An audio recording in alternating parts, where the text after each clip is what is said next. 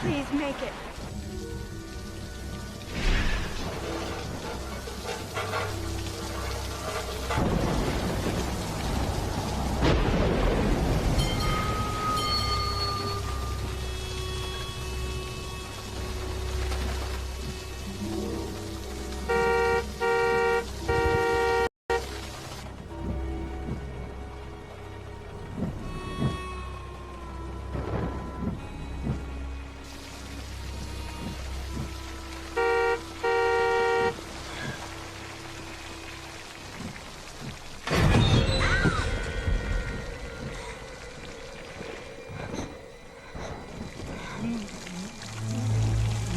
Run out of gas?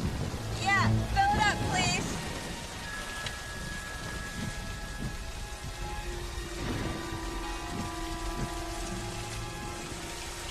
Freak show.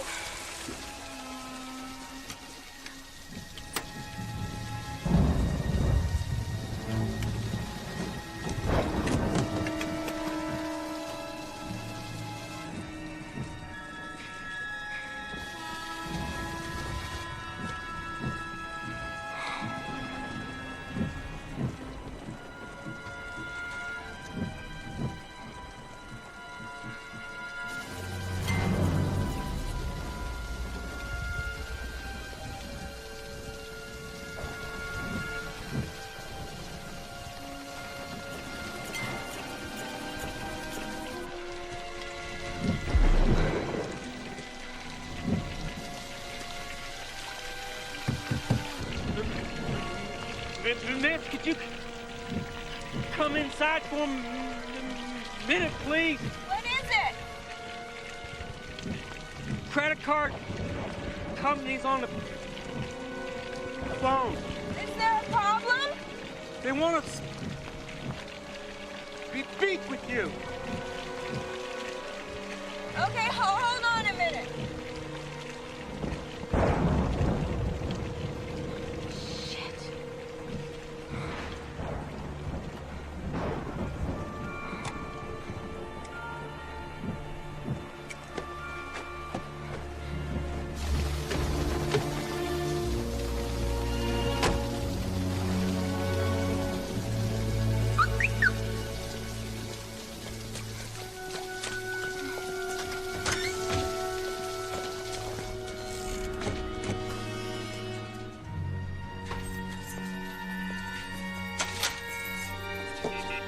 Hello?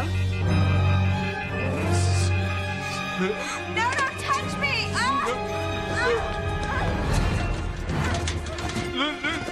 Let me go!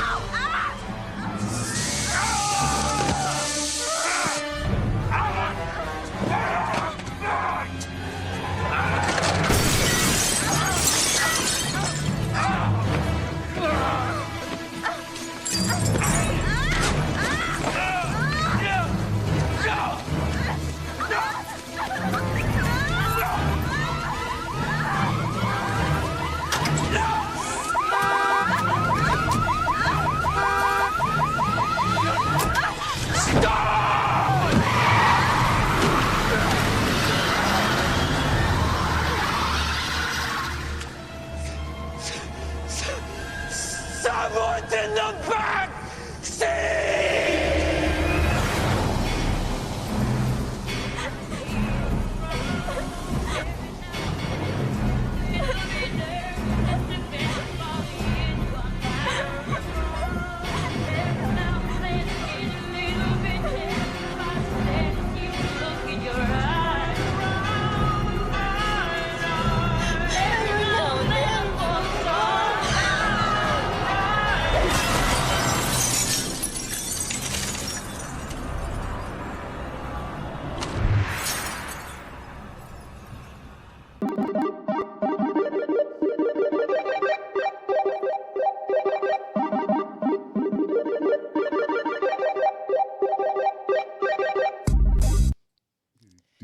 This is Michelle. This is Ken. This is Mike. This is Rich. And this is the Manwich Show. Hooray. Nice opening for the topic for today. Yeah, right out the movie. Heck yeah, urban legend. You okay over there? Yeah, my hair was got on the other side of It's that. on fire. It was like all the way over here. Yeah, Back there. that's a really goodie but oldie there. That was a good movie. Yeah. Wisconsin's I wanted to watch some more. Wisconsin's actually loaded with urban legends. Tell us about them. Oh my gosh, you guys heard of Haunchyville, right? Haunchyville? Honkyville? Haunchyville. No, I never heard of Haunchyville. What is that? That's with all the little midgets. Oh, now I remember. Yeah, now. I heard about that too. That's real. Yeah. That's a real place, right? Dude, yes. I heard that if you go in there and you're if you're not a midget, they chase you out. person. Hell yeah, dude. And you know what? It makes sense because if you think about it, all the Wizard of Oz conventions that had the midgets were right here in fucking Wisconsin. I know because my uncle went to them at the Yeah, Avalon I got and he the got picture. all the Autographs autographs of all the little people. and pictures And with whoever's pictures there. of Dorothy who he's also. ever with. A Yeah. picture with Dorothy. I got the picture. That That's actual crazy. lady that played Dorothy. I believe. Well, I think it was the last living little person. So they Yeah, don't, the last living that what it little was? person. do from they that still movie. I do don't remember. conventions of the Wizard of Oz? No, I don't think so. All right. So yeah, what's the name of it? Munchieville? And you were talking about Judy Haunchyville. Garland. Munchieville? Yeah. Yeah, Judy Oh, Garland. the Wizard of Oz shoes. Some guy just got caught stealing them out of the museum last week. So that's crazy right there. The Wizard of Oz shoes. Yeah. There's Well, another one. There's another really good one Give here us too. all your Wisconsin urban legends. Oh, I'll share with you guys, but this one has to be talked about right out the gate because it's a goodie. It's the Beast of Brer Road. Ah. Yeah, right there in Burlington. Coal right off Brer Factory. Road. No, that one's really good. They said that there's like a dog man that attacks you, and some lady had her car attacked. She had the scratches on the back of the truck. You know, actually, it was featured on one of those history shows back when they had like Unsolved Mysteries. yeah, With unsolved that mysteries one guy, I can't remember his. There we go. I can't remember his name now. and other things. And you know, I was just down Robert the road Stack. about 2 weeks. No, Yeah, I think his name was no, Robert. it's more like close to 2 months ago. Okay. And I took pictures down the road, and the people that live on the road, they have like these statues, and the statues. Well, we have inmates from prison. nice. Are they wearing fur jackets? Yes. Hello, you have a prepaid call from David? an Oh, dude, inmate he at hasn't called. I Racine think it's 'cause he Correctional came back from court. Institution. Your account balance is $11.52. To hear the charges, all calls other than properly placed attorney calls may be monitored and recorded. Thank Make you for sure to using tell 'em about the IC topic. Solutions. You may begin speaking now. Hello, Dave. Welcome to the Manwich Show. Live. Are you there? Cool. All right. I didn't know what to say to that shit. What a greeting. It almost like a. I Did I dial the right number? I put some It was more effort into it, all right? I know. not It a freaked me out. Who did 999 that? number and shit. That was Mike. Who did that, Michelle? Did you do that? No, Yeah, she did it. that was Mike doing that. Hello. Dave, where you been, bro? Well, Yeah. last week the phones didn't work. Majority of the weekend, they worked a little bit here and there, and then Wednesday I couldn't call because we're in training day, so we're locked down all day, so that didn't work. And today I was going to talk about this is something I was talking to a few guys, ATRs and this and that about. They said there's a eternal investigation. Is there any way you can look that up on the phone? A DOC eternal investigation. What's the investigation about? Well, it starts like this. He says, okay, so he said these are your rule violations. So how did you get on the internet? Well, I went down and got a cell phone. Well, why did you get a cell phone? Because of the fact that my agent, my PO, wanted me to do the Zoom from home. And then I was doing the Zoom in these groups from last April to September 2022 when I got locked up. And they can look into this. And another thing I want to have looked into, anytime we start any treatment provider or any group, I don't care if it's anger management, sex offender treatment, or whatever, they're supposed to interview you, and I was never interviewed. So there's so many things that, it's like my best friend and my sisters and my aunt say, you were set up. I said, how can you be doing so good for 6 years, and then bang, there you sit. And then 11 months later, they charge you with a felony. So something, and all they got such a hard on. In a 6-week period, they got 3 court dates. For so you? Something's going on here. For you? Yeah, for me, yeah. And all 3 of them are about what? The same charges? Yeah, the same charge. It says right on there. It says, this is what it says: a sex offender registration violation. So it's a violation. How the hell can that be a felony? And so I was talking to my lawyer, and he says, he's had a long time for the 4 rule violations I had, which is 21 months in total. And he says, you should be able to get this run concurrent for the 6 or 9 months jail time. And if the DA don't go for that, then I'll just appeal the whole thing and put it all up to the jury. I mean, this is getting sickening. How much time do I have to sit? But either way, either way though, they want you to plead guilty to something. That's what you're saying. Because they want to get your convictions up. Yeah, they want to keep their convictions up. But you're saying that you're innocent, that they're abusing the letter of the law, correct? Right, because you logged into something. You logged into something online, and then you deleted that account immediately, right? It's not like you kept it. So they're trying to hold you. They're trying to hold you by the letter of the law, and you're insinuating that they are overextending their reach in accordance to that law, that specific law. Right. So it's just like because the only thing that really got my attention is I'm having all these court dates in a short amount of time. It's like they're trying to cover something up. They want this to go away. They want to hurry up and finish this up. How come? Why are they in such a hurry now? Why did it take 11 months? And another thing I don't get, this is a SORT violation. So why isn't SORT coming after me? My old agent. They kind of are by having the state charge you with a crime. Well, see what I was getting at. I'm right, but why didn't SORT? What I'm getting at is my agent turned in the paperwork. If SORT was coming after me, they would have SORT on the paperwork.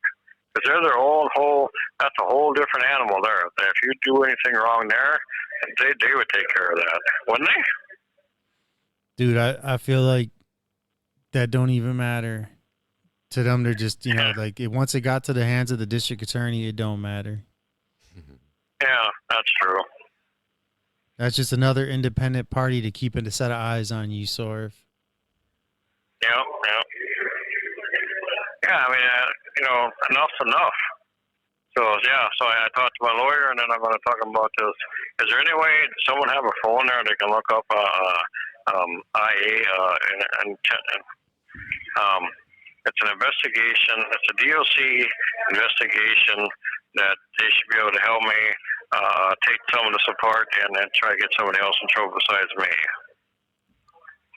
Internal Affairs, that's what it's called.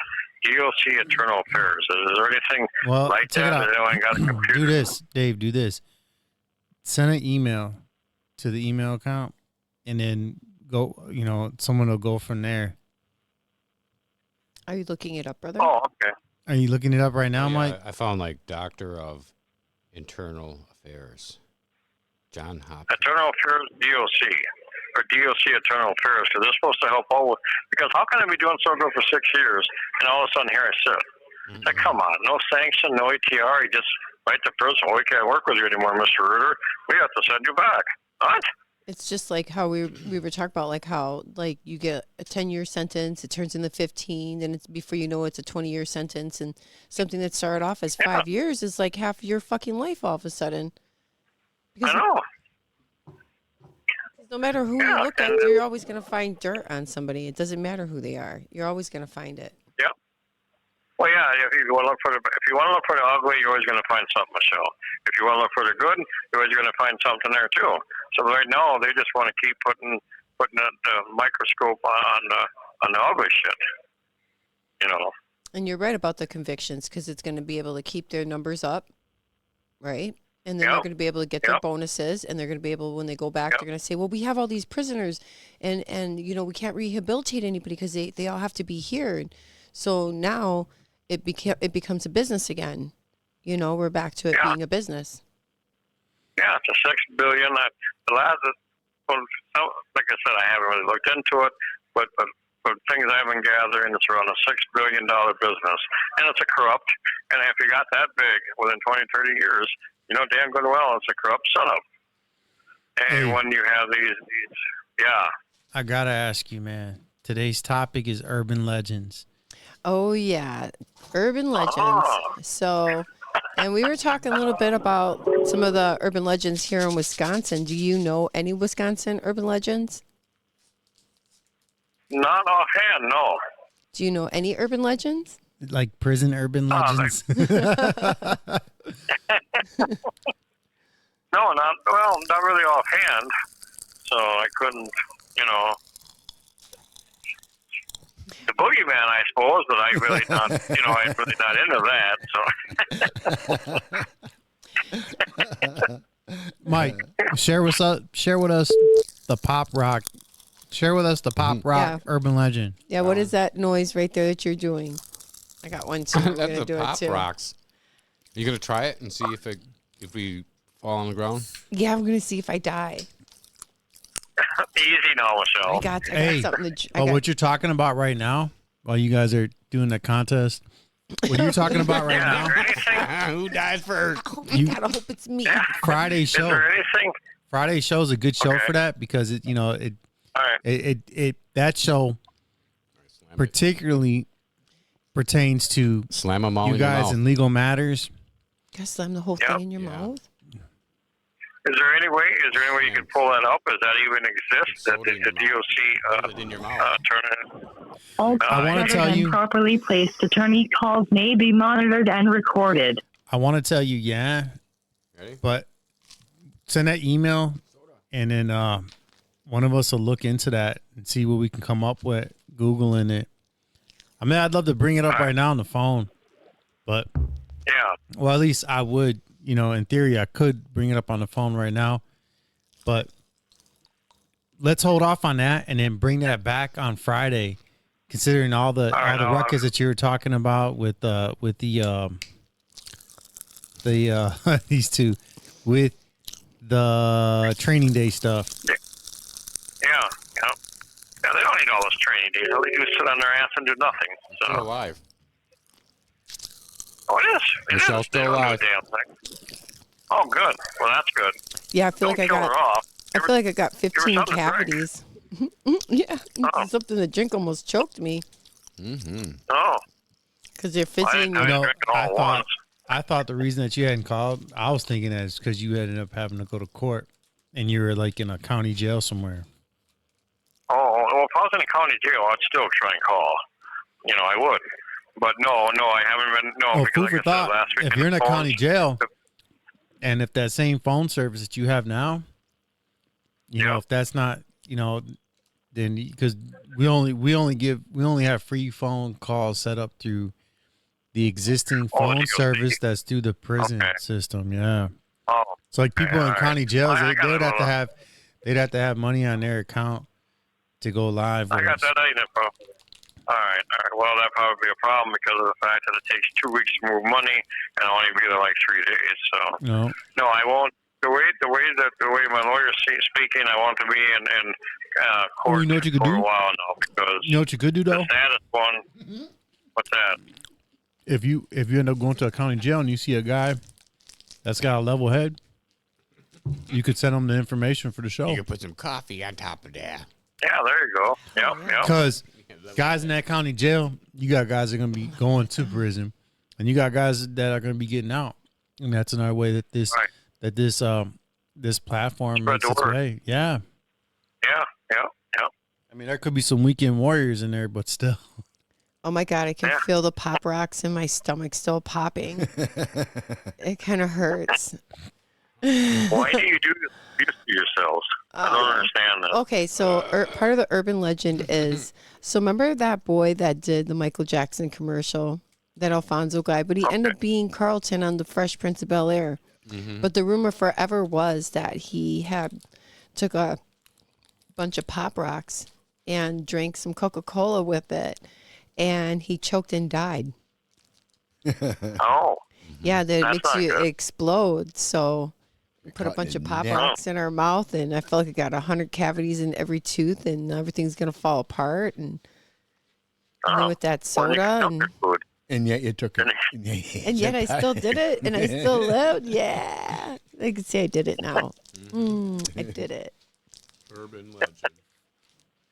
It's an urban But there's legend. some heavy duty ones in Wisconsin. One was like in 1860 in Oconto, Wisconsin.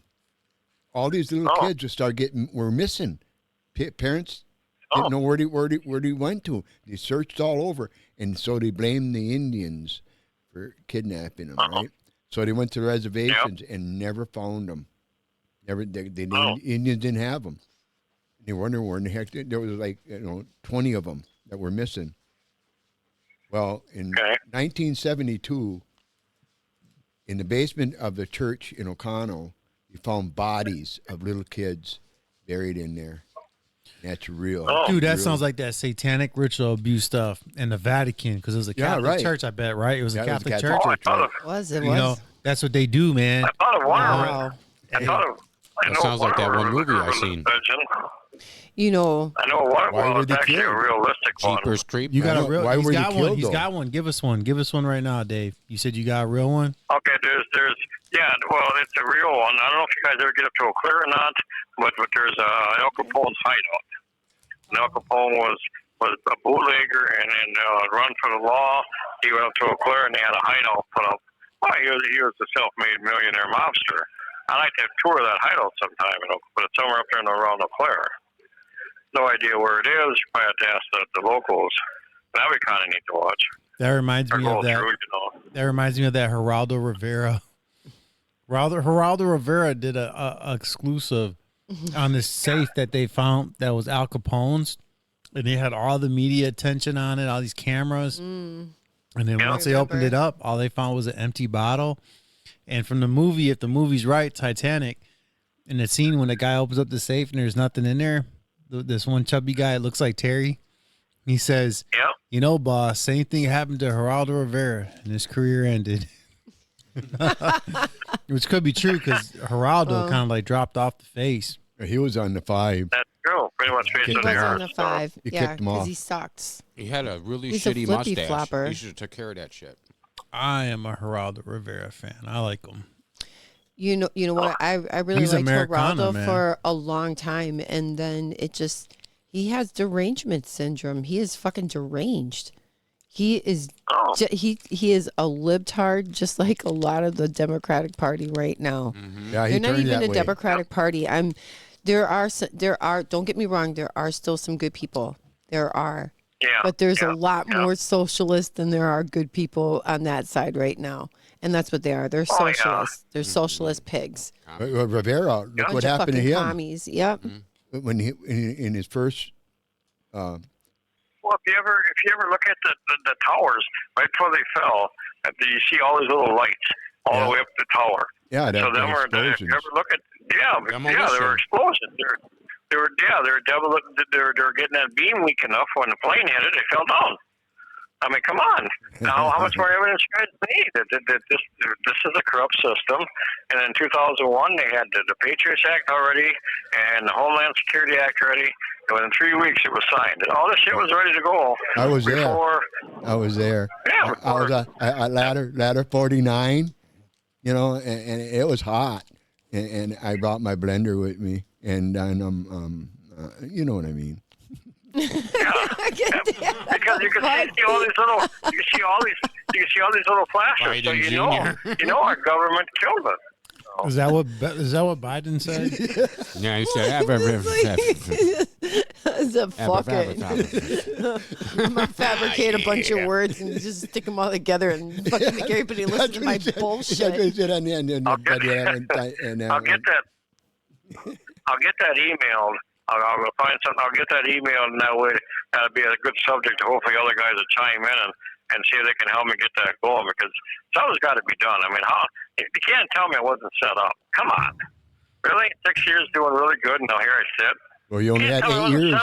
You only had 8 years to go, and you could have petitioned the court to get off. 15 years. In 15, you got to be 15 years. See, it used to be 15 years flat, 15 years and you're off. But then the dickhead got in there and fucked things up. The one that killed his own son, blamed on somebody else. It's getting late, and it's yeah, they always do. Yeah, so he put it that it was a life thing. Something had to be done differently, so to put people on life on it. Yeah. Well, if you spend 15 years on it, even though it was a life, you could petition the court. But now you can't. Now you got to wait probably forever. I'll go first, said the friend. Well, see, the thing is, I was convicted way back 2005. I got out in 2015. I did real good for 6 years. I got that. You can't tell me I wasn't set up. I'm not going to buy any other thing. I was set up. I was told to get this iPhone, and then I started, on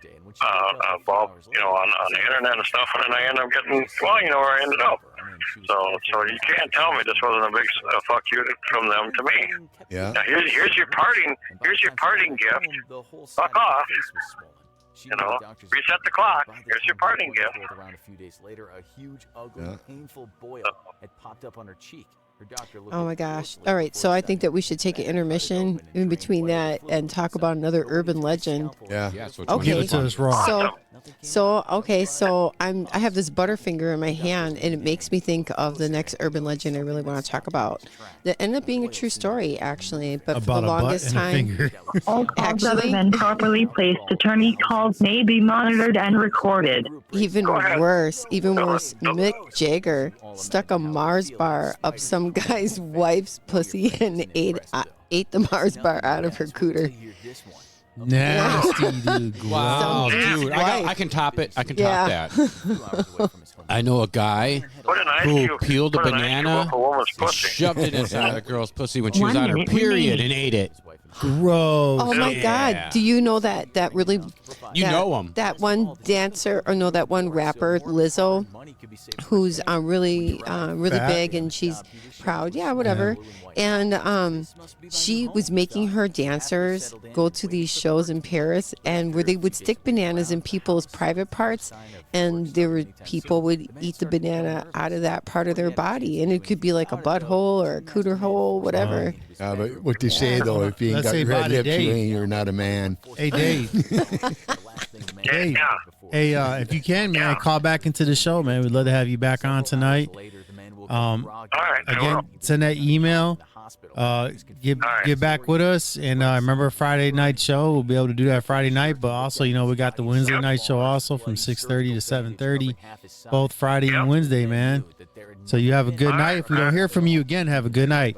Yeah, have a good night. If not, then we'll love to hear from you again, brother.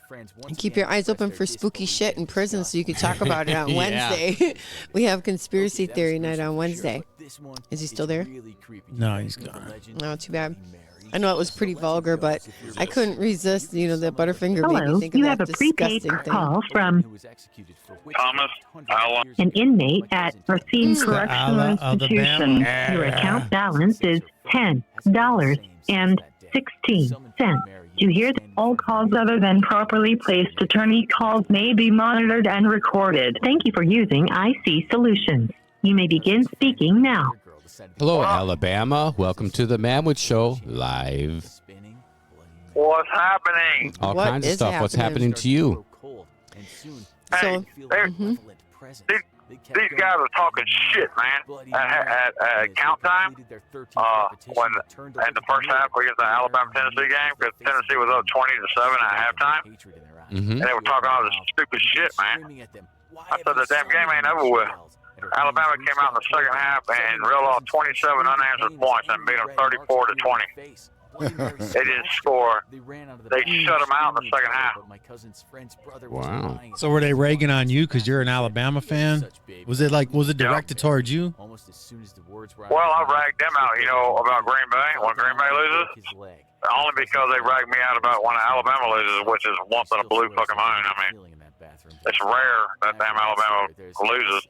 They win way more than they freaking lose. Try to look brave, but most of them are looking But yeah, this was a good idea. it's just a big damn thing we have against scary stories. me against the fucking unit. Suggest a change of topic. When it comes to Green Bay and Alabama. Hey, guys, I gotta go. I used to love the name Green Bay until I got locked the fuck up. I mean, I sat there. My family went. My family lived in South Carolina because my daddy had to go to Columbia Bible College when he was alive. Become damn, what do you call it? A priest? Become some kind of preacher. Some kind of preacher. I forgot what you call it. An evangelist or something like that? Yeah.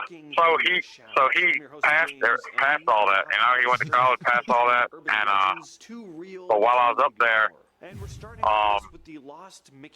got in a bad 18-wheeler. He was an 18-wheeler driver, and he got in a bad wreck with it. So he had to do deck and dock and work because we lived on a lake, and me and him built. Was it Lake Titicaca? Lake no, Butmore. Wait. Give us an urban legend now. Today's topic is an urban legend. Yeah, let's hear an urban legend about Alabama. No, but wait, before, I bet you it's a pastor because he kept passing. Oh. It would have made him a pastor instead of a minister. Reminds me of a joke I heard. Somebody about 4 people on the Titanic or something said something. Okay, yeah, so today's topic is urban legends. And we were talking about urban legends, and I even have an urban legend from your neck of the woods, but do you have any urban legends from your state? Because I have one from your state. Explain what an urban legend is. I don't know what an urban legend is. It's something that has been passed on. It's something, stop, because I'm losing it right now, so I have to say it real quick. It's something that has been passed along from generation to generation that is supposedly true. We got a lot of haunted houses down south. Right. A lot of haunted houses down south. Give us one. And a lot of things that, like if you stop on a bridge, there's a certain bridge down there. If you stop on a bridge and you say, I forgot what you're supposed to say, but you can see a glowing baby. You say, devil, where are you? That's what you said. I forgot what it. I guess it was the mother's name or something like that. I want to reach out and grab you. And it showed a glowing baby down underneath the bridge and the water. Underneath the water, it just glows. Yeah, we have a place. We got a place in the town of Pensacola. This used to be a gravel road, a side road, and there was 4 corners there. And you take 2 Bibles and you stack them together. You said, "Devil, devil, where are you?" It has to be on a foggy night and a full moon. And most of the time, at night, it's fucking foggy on those 4 corners right there. I tell you what, we did that. Mm-hmm. And, it's awesome. And for some reason, the gravel in front of us was moving. Mm-hmm. We were little kids. Man. Oh, wow. We ran like a sucker, man, boy. We ran. We're about 4 miles from our house, running like a sucker, 2 miles from our friend's house. Sticky and catching everything. So you went to your friend's house first? Yeah. Then we got to ride home, and we didn't go that way. Hey, I told you about that cemetery. We went to a cemetery and we went up to a tree in the back of the cemetery, and you're supposed to say this girl's name like 3 times because they hung her right there in front of that tree, and you can hear her voice. So yeah, but that's the one where I told you they had that side road that goes right in front of the cemetery, and went out into that field, and they had the KKK rally. Remember I told you? And we went out in that field. That's the one that you went to. You're talking about? Is that the one you went to? Is that the one you attended? He turned his hood. No, I did not attend. We didn't even know that they were existed. That's where they met right there. We just happened to come across. We was going to go out in the pasture right there because the gate was open at the end of the road where the cemetery. We was going to do a couple of does out there in the grass. What's a doe? And we got out there. What? And a doe? What's that? What's a doe? Yeah. Spin out, doing circles donuts? with the car, going crazy. We call them donuts up here. Oh, donuts. Yeah. So we get out there to do that shit, and all of a sudden we come out past the wood line, and we come out into the clearing, and all to our damn right, here goes a damn KKK rally going on. We're like, holy shit! Let's go! So we take the car. So we take the car. Hey, look here. We take the car, and we're like, we're getting the hell out of here, right? Yeah. So when we come back off the field, back onto the side road that goes right in front of the cemetery, there was a Grand Dragon, a dude in red. You know, the Grand Dragon, the red robe. I wasn't aware that the red. I didn't know nothing. A lot of this. You sound like you know a lot about this. So he was right there. What's your position? At that. Now look at here. Calls other than properly placed attorney calls may be monitored and recorded. So he was right there when we come back out of the field onto the paved road right there. He was right there. And then when we got to the end of the fucking road, you get to the main road, that son of a bitch went from there to the other end of the damn street of the wood and appeared again. And we're like, how the fuck did he go from here to there? Maybe there was two Grand Dragons, and they were double dragons. One Grand Dragon, man. Double. There's only one Grand Dragon. Double red dragon. All those fucking demons. Hell yeah, dude. Next, it was Ninja They had to keep Gaiden. it separated. There's too much power in one spot. That's a little bit of Nintendo humor. Black magic or something? I don't know what the hell it was.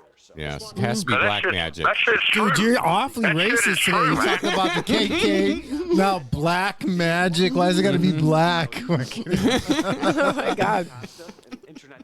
Yeah, that's all. That shit's true, man. That's all like good urban legend, because you know what? When we were in O'Connell, there's a lot of woods up in that area. It's at the top of the state right there. You go across Peshigo, you go across that little bridge, you're already in Michigan. You're already in the Yooper. You know, so there's a lot of woods up there, and there's a lot of weird shit. Dude, I was up in those woods on the railroad track working there once. Oh, fuck that. That's where we used to go smoke a bunch of fucking weed and drink and do all kinds of weird shit in the fucking woods.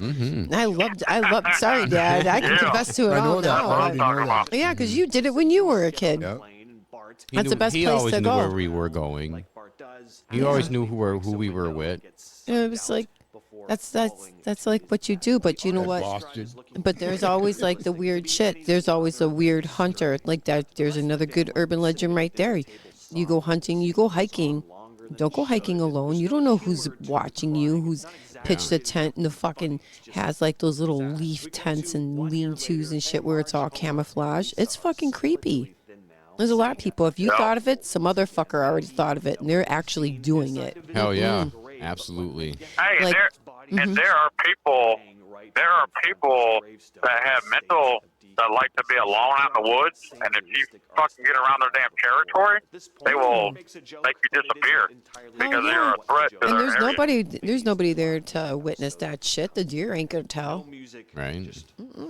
Middle of nowhere, no one there. And sadly, a lot of them are ex-military, so they're really trained very well in that, to make you disappear and to cover their track.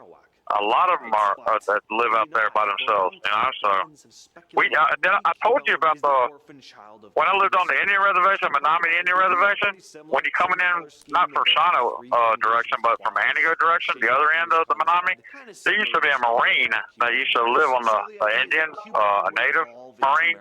They used to live there, and he used to shoot white people that come from Antigo to go through the Menominee reservation. He used to shoot them right through the front window. He was a Marine with a sniper rifle. He used to shoot them right through the damn window, and they finally got his ass. What was he native? He was native? Was he native? Yeah, he was native. Okay. He was a part of the Menominee Indian tribe. He was a Marine. That Menominee tribe right there, I used to live there for like 3 or 4 years. Are you talking about? Oh, you're talking about in Wisconsin, right? This is in Wisconsin. Yeah, Wisconsin. So they're like Marines and they're boxers. Two things they're good at on that Menominee Indian reservation right there between Antigo and Shawano. They are really good at boxing, and they are a lot of Marines on there. Wow. So yeah. So don't get into a fight up there. Yeah, there are a lot of Marines up in that area. Yeah. Oh, look, they know me. I'm not going to party because over there. they know me because I had kids with Rihanna. She was So are her you dad telling was the most us? popular guy on that. Are you telling was the most us? popular guy on that. Are you telling What? us here on the Manwich Show that if we go to Menominee to this reservation and we get circled by natives, all we have to do is throw out the name Alabama and we're going to be protected? You know Alabama. I tell you, there's one bar So you. you throw out the name. I don't know if I don't know if Rihanna's dad's still living, but his last name is Walter. George is his first name, George Walter. So he's well known there, and that was his daughter that I was dating. That I had those 3 daughters by. Oh. So yeah, they know me. Was he the And they were chief? like, "You're white, huh?" Was he the chief? No, but did you know what? That chief, the chief, one of the old chiefs of Menominee Reservation, right there, he was on, what is that? Oh my God, what is it? You see him a Is lot. this a urban legend? Martial arts dude. Yes. You know if this is an Alabama Big tall tale. dude, white This is dude. the Alabama legend. Yeah. What? Damn it, I can't think of his name. Southern legend. The big white dude. The big white dude, martial arts, that's always on bounce. Oh, you talk about? Oh, Steven Seagal? Yeah, Steven Seagal. Oh Who? my God. Steven Seagal. Steven Seagal, yeah. Now, one of the Steven Seagal movies, one of the native movies he has, you'll see a guy, a very high dude. Oh, you talking about Michael Crane? Like a governmental dude that's on that thing. He was the chief. He was the chief at one time of Menominee Indian tribe right there. So, yeah. Yeah, the Indians, you know, for being chief, there's a whole lot of chiefs, you know, because each family has a chief. Well, guess what? My 4th great grandmother was a wife of one of the Cherokee chiefs. So that makes you like royalty then, right? Dude, did they treat you like the man called horse? Look at my dad's ready to make us You call seen that him movie? fucking chief. Look at, don't you fucking dare. You know, look at him. Chief Papa Bear. Huh? But yeah, I have Cherokee blood in me. Yeah. You know. Yeah. So, and our tribe would be from Oklahoma, Tulsa, Oklahoma, called the Bear Tribe. You know? Yeah. Tribe. And they got 3 different chiefs on there. You know, because each family has a chief. You know, like say like the Winnichecks. I know the Winnichecks because he was my uncle, and Mama Bear, Papa and Bear. he was a chief. He was a chief of the Winnichec tribe. You know. Yeah. Yeah. So. Did you ever go to Smoky Mountain? Did you ever go to Smoky Mountain where the Cherokee chiefs are? Yes, I have been. Yes, I have been in this. Guess what? Smoked at the mountains. Let me tell you. Oh my God. Yeah. Hey, let me tell you a funny story, man. My dad, when I was a little tiny kid, my dad, we went to Smoky Mountain, and I seen one of the native Indian guys dressed Other all than properly placed attorney calls may be monitored and recorded. was dressed all up, dressed all up in Indian, all the feathers and everything. And I walked up to him as a little kid. I said, "Hey, can I get your signature?" And the dude said, "Fuck off." And my daddy like to fucking lost it, man. He was laughing his ass off, man. I was just a little kid. I was like, "Hey, can I have his signature?" Because I wanted a signature of that native. And he said, "Fuck off." And my daddy fucking just, oh my God. My daddy was laughing so fucking hard, dude. Holy shit. Holy shit. Oh my God. Man. It was devastating. At that time, it was devastating to me. But it was even more devastating when I turned around and see my dad fucking leaning over. He was laughing so freaking hard, I man. bet there was a look on your face when that fucking asshole said that too, you know. Holy cow.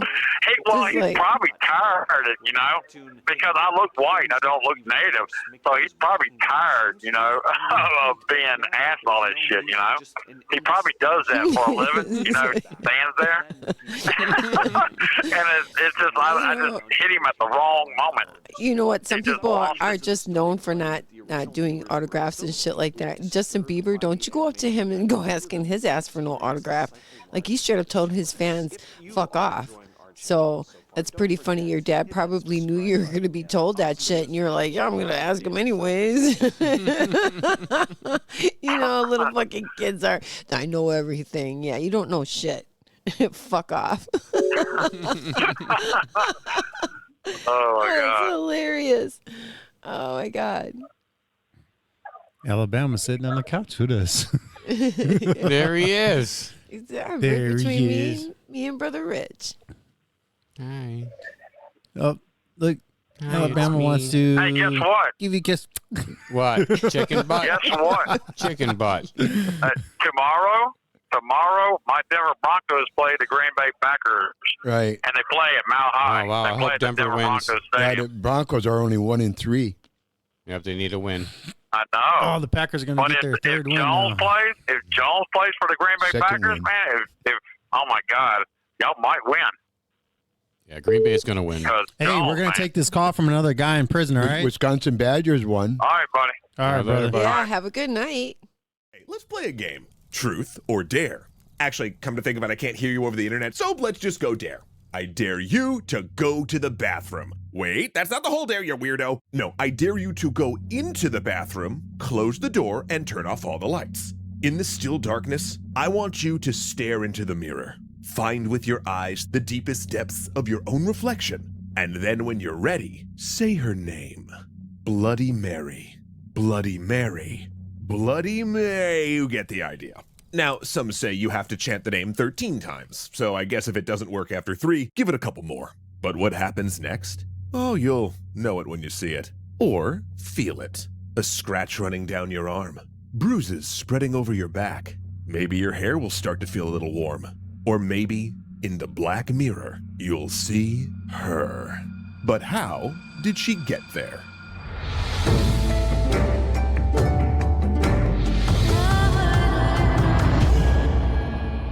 Thanks so much to Factor for showing us that great tasting, fast, and fresh meals are no myth.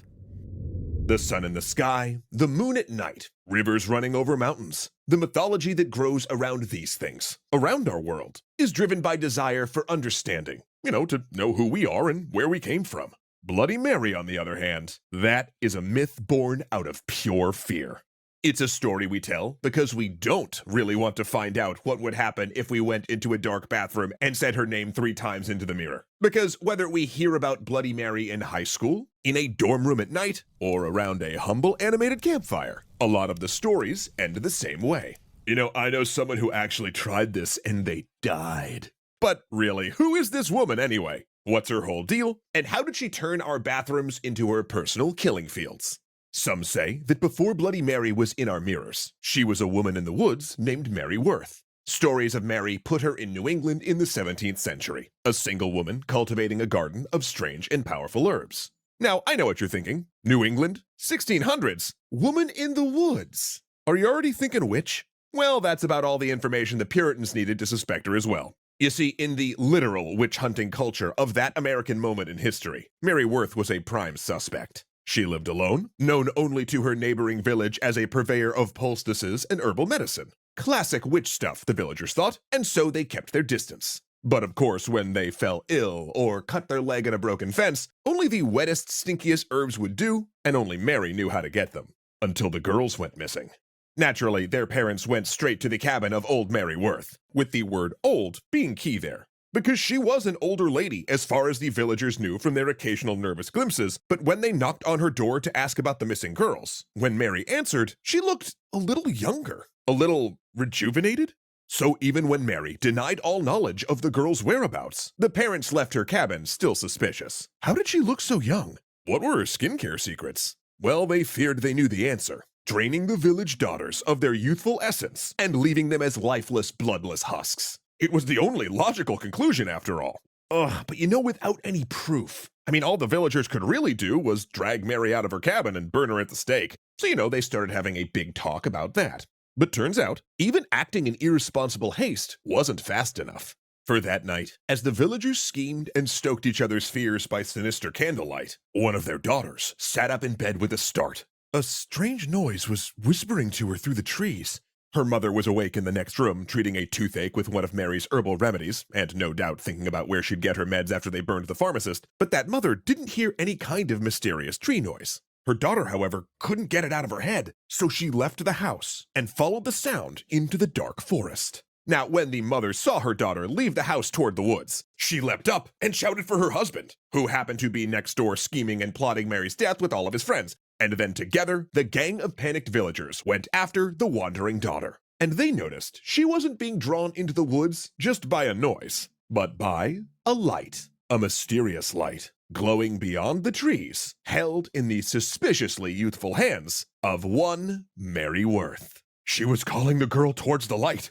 A witch! Oh, but this was more than witchcraft. This was retroactive justification for planning her murder. Ha ha! It was at this point that their panic gave way to a sort of glee. The parents becoming a mob, grabbing whatever weapons were at hand, pitchforks, shovels, etc. Seeing this, Mary stopped what she'd been doing with her mysterious light and made a break for it. But one of the villagers was packing heat. Heck, he always packed heat. A pistol loaded with silver bullets, just in case he ever needed to kill a witch. Now, are silver bullets necessary to kill a witch? He didn't know, but can never be too careful, I guess. He fired, caught her in the leg, and Mary tumbled to the ground. Then they trussed her up, tied her to a stake, and set her alight. It was all over.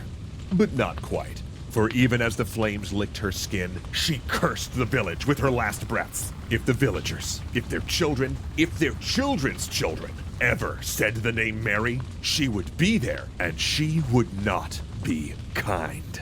So, by killing her, they transformed her from a mortal woman to a myth who would live forever, who would wreak vengeance without end upon the world. After the burning, the villagers claimed that they went over to Mary's cabin and found the bodies of the missing girls out back, buried in unmarked graves. So she really was a witch, right? Well, maybe. This didn't exactly seem like the kind of angry mob that would admit to a mistake. So maybe. As Mary always maintained, she was totally innocent. The youthful appearance could have been herbal moisturizer. The light she held, possibly a torch, which she would logically bring out to the forest because she could hear a girl wandering alone at night. And if she was innocent, then that anger, that to this day animates Bloody Mary to unleash unholy violence from beyond the grave, well, it becomes a whole lot more understandable in my opinion. Which brings us back to the question, what will she do to you if you say her name? You might hear her scream. She might scour your skin with her long nails, maybe set your hair on fire, or break the mirror and slit your throat with the shard. Or perhaps she'll simply stand there, behind you, silently dripping with blood, and if you turn around to look her in her dead eyes, then she'll grab you by the hand and drag you back down to whatever dark dimension she now makes her home.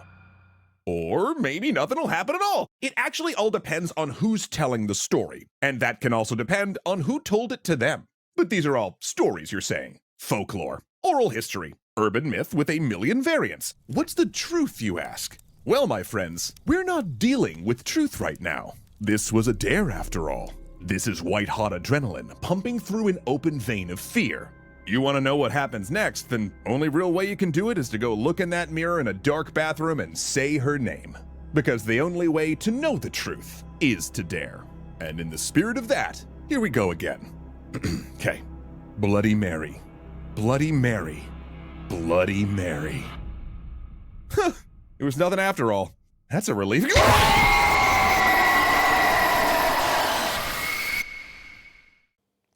Hello, you have a prepaid call from all calls other than properly placed attorney calls may be monitored and recorded. Thank you for using IC Solutions. You may begin speaking now. What's up, everybody? What's going on? What's up? Hey, remember that commercial? Dude! Oh my God, bro! I just heard they got into a fight, Uncle Rich. Who got into a fight? Your butt cheeks. Damn,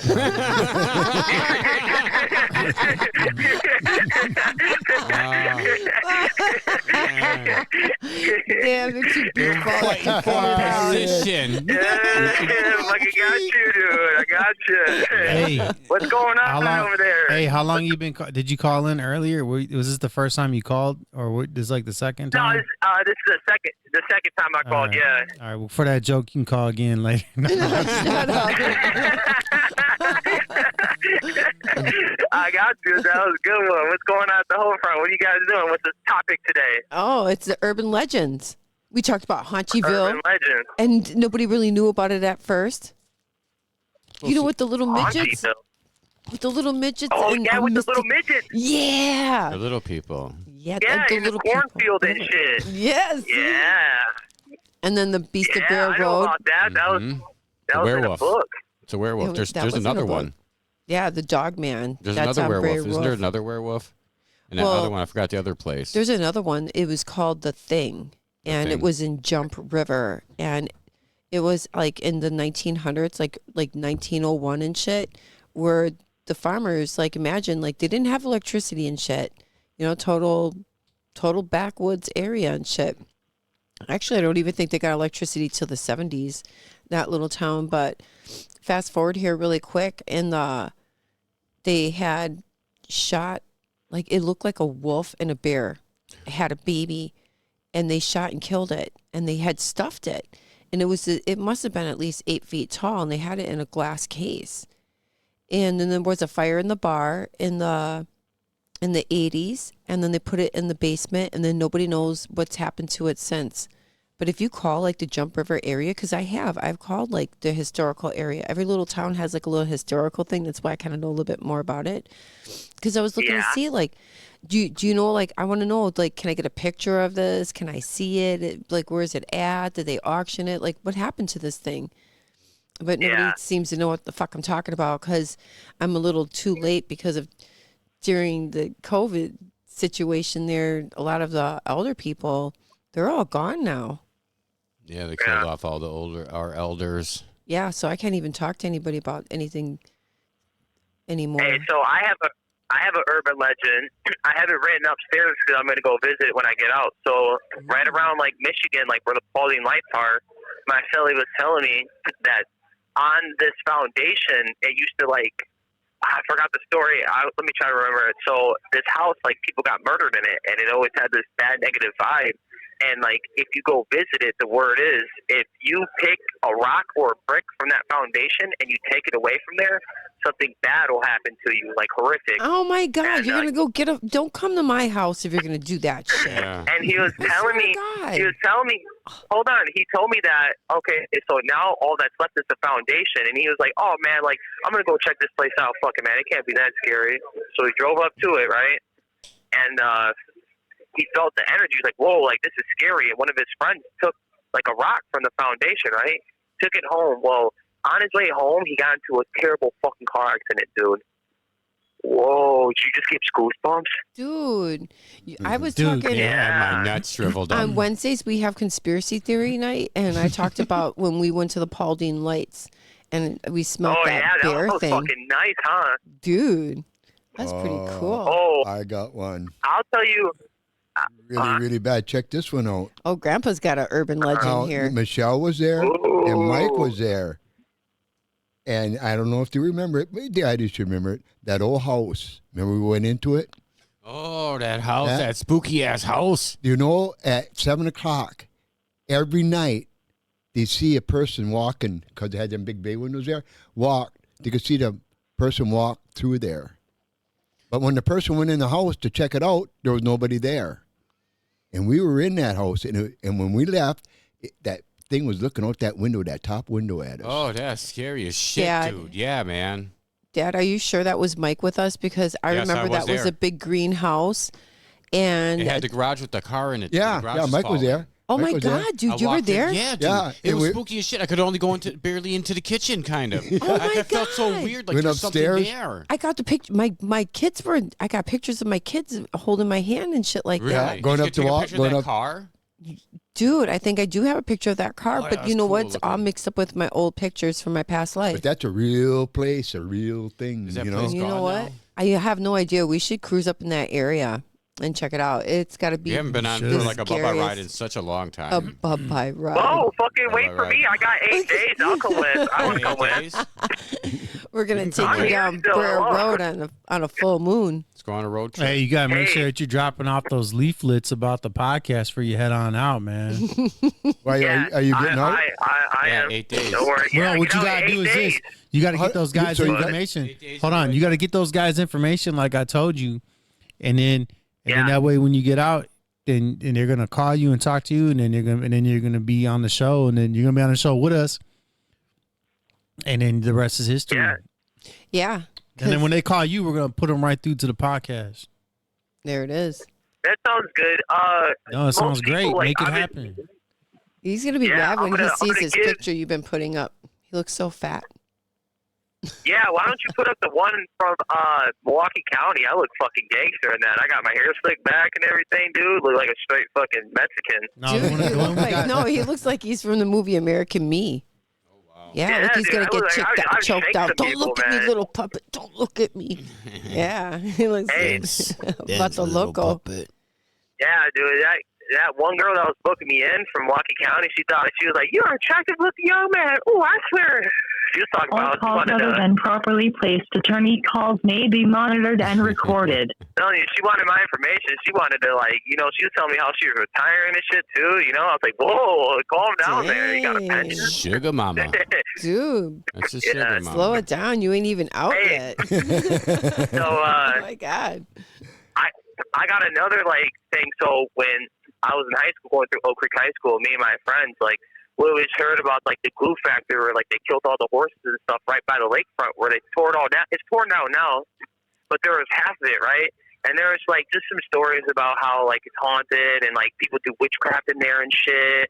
Just all these other like creepy stories. Like this one guy went and like shot someone, shot a coworker, and they closed it down. And like, but there was like witchcraft happening in there and shit. So one day, like me and my friends, it's a long walk too. So we got dropped off. You can't really get dropped off or like drive a car up there because you know the cops will come. So we had to park like down the street.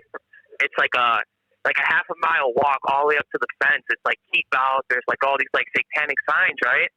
So there's like a hole in the fence. We get in there, you know, we walk up to it, and you just get this weird sixth sense, like something like it's just like some satanic shit went on. Like, you know, some people say like cats got killed up there, and so you just get this weird vibe, and it's so fucking dark that when we had our flashlights, it was so dark in the factory that you couldn't even see. Only like you can only see your hand in front of you with the flashlights, and we'd all huddle together, and we stayed there all night, right? All the way till 2 o'clock, and we're just like, we actually got separated, and all of a sudden we hear, "Get out!" And I was like, "Whoa!" Yeah, it was scary, dude. Wow. Scary as shit. Dude, I remember you telling me that story too, because that's how I knew about that glue factory because of you. Did you hear about that clown? Did you hear about that clown that was hiding down by that trail by the glue factory that would chase the kids around there too? Yeah. Hell yeah, dude! What the fuck is that about? I don't know. Hey, did you hear about that clown that hides from gay people at Walmart? That did what? Did you hear about that clown that hides from gay people? No. Have you seen it? No. You seen that clown that hides from gay people? That's because you're gay. It hides from you. You're a bitch, dude. You're a bitch. I can't wait to fucking do that to somebody. Fuck you. Yeah, I remember that though. That someone beat that clown up, dude. That was when all that like killer clown sightings were happening. Oh yeah. Get out of hand. Something just killed my dog. Well, even when you visit the Seven Bridges at nighttime is kind of like scary too. Dude, the Seven Bridges is totally haunted. You know, the golf the golf house. What is that? The clubhouse, right there on the golf course. Yeah. That used to be a real house, and the guy's daughter hung herself up in the bell tower, and you can still see her swing. Whoa. Yeah. Spooky. Yes. Yes, you can catch a glimpse of her swinging. I got one for you. The Minnesota Iceman. Have you guys heard of him? Dude, I have not heard of the Minnesota Iceman, dude. Yeah, check this out. Checking. I'm watching. Something killed your dog? My dog went flying through the air over the tree. I don't know how it did it. Okay.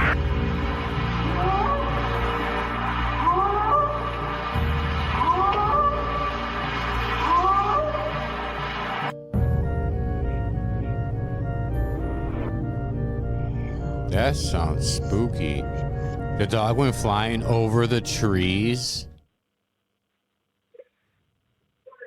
I hope there's more. Look at this. Here it is. December 16th, 1968. He looks like Dr. Bigfoot. Bernard Heuvelmans, a Belgian zoologist, stares deep Or a into big a gorilla block with of a ice. giant hole by its cooter.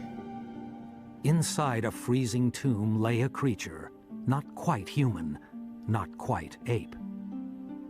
Over a period of 3 days, he and science writer Ivan Sanderson examined the corpse in detail. How to get him? Could this strange being have been the missing link science has searched for? And if it was, why did it disappear? I think the Minnesota Iceman was indeed a freshly killed corpse. It could rewrite our history books on where we came from and what other creatures evolved with us. What's wrong with that guy's throat? Human being. Where? That last guy, it looked like somebody cut his throat. They cut off his head and put it back on him.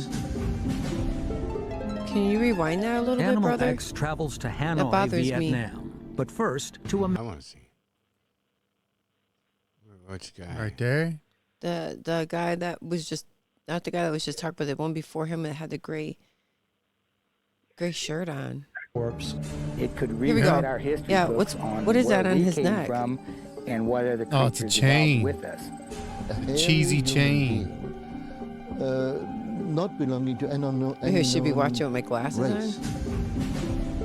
on. Animal X travels to Hanoi, Vietnam. But first, to America, to investigate the legend of the Iceman whose origins can be found in a fairground in Chico, California.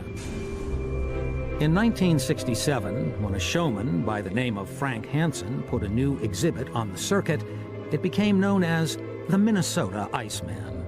History recalls this creature as being a cheap hoax, but it's claimed nothing could be further from the truth. Hominid researcher Lloyd Pye witnessed the Iceman for himself. Wow. It triggered a lifelong passion. Body was in a 7 foot He looked like he was freezer, long dancing. and about 3 feet wide and about 3.5 Okay, so that feet hole wasn't deep. by his cooter, it was in the It middle of was his put in chest, with but it its looks knees weird. lifted up a little bit, and it had its arm up over its head. Over the years, showman Frank Hansen came out with several stories about how this creature was found. At one point, Hansen even claimed to have killed it himself in the Minnesota woods. Lloyd Pye believes this is a credible story. It sees him, it puts its arm up like this to protect its face. He shoots through the wrist, the bullet plows right between those two bones, goes into the eye, and blows out the back of the head. Anthropologist Dr. Helmut Lufs-Wasaura of the Australian National University believes that the creature may in fact have originated in Vietnam. Within the so-called demilitarized zone came a very strange report which was published on the 1st of November 1966. These US Marines in that area had shot and killed a big ape. Large apes shouldn't exist in Vietnam. And interestingly, there was a connection between showman Hansen and this area. Frank Hansen is an ex-fighter pilot of the United States Air Force, of a unit which was stationed in Da Nang. Frank Hansen starts to exhibit a creature which responds very well to that description of being a huge ape, just a few weeks practically after this first mention of this creature. Could the big ape killed in Vietnam have been the same creature Hansen had on display? All calls other than properly placed attorney calls may be monitored and recorded. Ooh, spooky. Yeah, he sounds like a scammer almost. Hey, like he has this body. Like, do you think he got him in? It came up missing, and then a couple years ago, it popped up on eBay. Somebody was doing a sideshow, and they had the body, but now people who seen it before, it disappeared. When it reappeared years later, they said it wasn't the same one. It was like a suit, right? Was it like a suit they said it was, and it wasn't real? But the original one, I think I heard something. The original like one, they say it's gone. And again, then there was years where it was out of the public sight.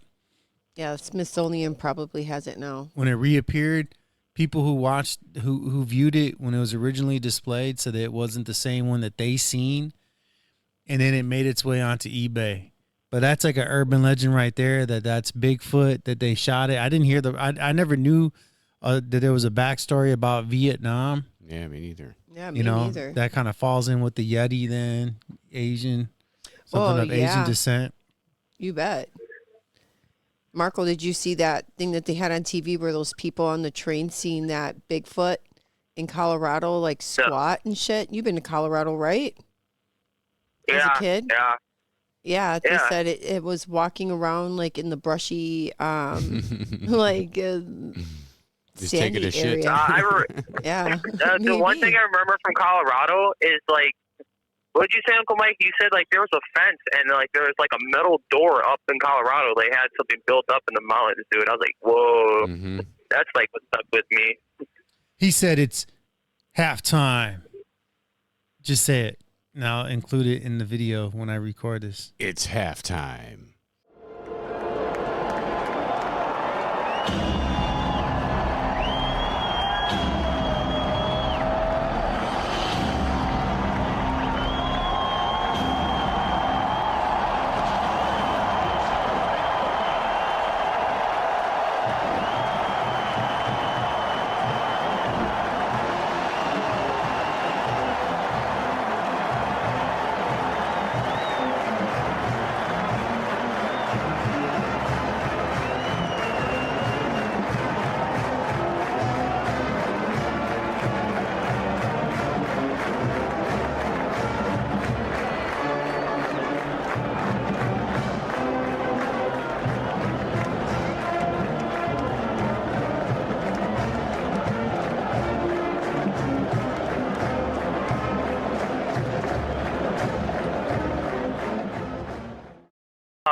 That was NORAD. Yeah, one day, so when I moved up north, I met a couple of friends, and like they knew where like abandoned insane asylum was, dude. That was fucking scary, man. Like we only made it like we ventured in there, dude. The fucking bathroom was just fucking. You can tell it was dirty as hell.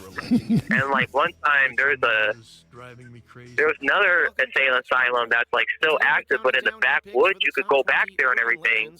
And like it was told, like when like people would kill themselves back there. Well, we went back there late at night, and like you could hear, we're real close to the insane asylum, you could hear fucking just screams. Just fucking just screaming their fucking lungs out, dude. Yeah. Damn. In the comments. You know. Yeah, dude, there's a bunch of weird shit up north, man. Yeah, I didn't know about until I lived up there. Grandpa, you lived up by the Dells, dude. I lived right in Sauk City. Right. Yeah. Yeah, right there, man. Bunch of spooky stuff over there. There is. I forgot like how much like as a kid, like I would go into those and I would take my kids with me. That's the crazy part. I would take them on these long ass fucking back road rides to my family's house, my grandmother's house actually, in O'Connell. We go on these long ass rides. 1 minute remaining. Oh, 1 minute remaining. Okay, and then just stop at all these abandoned houses, and there could have been meth labs and shit. And we're here, we're just like going inside them. We're all checking out their pickled jars in the basement that haven't been smashed yet, hypothesizing, hey, do you think if we ate this we would get sick? Hey, do you work on the 31st, Mom? Number 19. Yes. Murderers through the medicine cabinet. Because I was wondering if you were able to pick me up from the probation station. Probation office. Where's that at? We can arrange. It's gonna be off of Chase Ave. Mike knows where it's at. Where? I know where it is. Right by Little Caesar. Oh, on Chase Ave? Yeah, I know where it is. I could pick you up. Don't worry, you got a ride. You got a ride. We got things. I'm not and stuff. that far Don't worry from about there. it. Yeah. Bye. I live. Milwaukee's small. I'm gonna be living by Richie and below. Apartment below. It was nice talking to you guys and everything. Oh, yeah. Hey, dude, and then I get to see you guys. Oh, man. my I'm fucking God. excited. You should call me I miss you tomorrow guys in the so much. morning. Call me like around 11, so Dude, not be too early. I excited wanna to be sleep on in the a little bit. podcast. You're gonna be on the podcast. Yeah, you're gonna be in the doing all kinds of podcast. stuff. Yeah, we're gonna keep you family involved, so that way you don't stray off the beaten path here. Even after reports of gunshots. He's already gone, isn't he? Yeah. Too bad. You can hear those pearls of wisdom. Yeah, 8 days. Wow. That's right. Right at the end of. Yeah, it was supposed to be on the first Tuesday of October. Yeah, but he got in trouble. Yeah, he did. Selling those fucking pancakes. Yeah, dude. What did you do? You sold pancakes and got in trouble? Dude, I shouldn't say sell. He traded. We don't know that if he was really trading the pancakes, but he got caught with like 8 pancakes in his room. Oh yeah.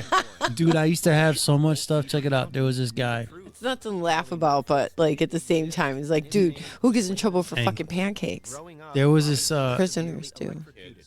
One time, like I had got I think I got a dozen muffins out the kitchen, and some other inmate, from what I was told from the guy I was in the cell with, he said that he told on us, and so the CO came and he just grabbed him. That's it. The guy just took him. And no one got punished. But then there was another time when he came in there, and the guy that I had as a cellie, I told him, I said, look, go to the door and grab the bag of cereal and bring it in here. And there was probably some muffins in there too, also. But I said I would look and I said, all right, go now. And he would run, and then he would grab the stuff, and then he would bring it back to the cell.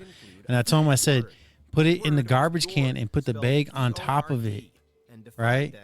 This guy, he got so lazy. He didn't even, don't even care. He didn't even bother trying anymore. To try and make it look like, he was like he didn't care, but he'd want to eat it. He cared when he was hungry, but when he wasn't hungry, Mm-hmm. So that same CO came in there, and he found it, and he said, and he was like, "What we're gonna do?" And I said, well, I'm just like, I said, dude, why didn't you put it like I told you to? You made it look so obvious that something was in there. You should have put the bag on top of it like you're supposed to, and you probably wouldn't even looked in the garbage can. And then the CO said, well, whose stuff was it? And I said, it wasn't mine. I said, it's not mine. And then the dude I was in the cell with, he said, it's not mine either. And I kind of like told you, I said, man, I'm not gonna say that stuff. I said, just don't say it's yours. You can't punish us both. Which I'm sure he could, but then the CO called him to the front desk and gave him a ticket. Said, well, I'm giving you the ticket for it. And he's like, but it's not mine. And he said, well, your cellie said it wasn't his, and you've done this before or whatever or something, So then he came back. He said, man, he gave me a ticket, man. And, something, whatever. And that's when I felt bad. So I went up there and I said, look, it really was mine, Barry Boo. That's my stuff I put in there. I was trying to take the rap for it. That CO didn't even care. Yeah, I know. Yeah, I know. Didn't even care. He gave him like he had to stay in the seat in the unit, whatever. Don't they take away your canteen for a month or something like that too? No, dude. But one time I got chocolate chip pancakes when I was in there. Yeah. Because they make them fresh.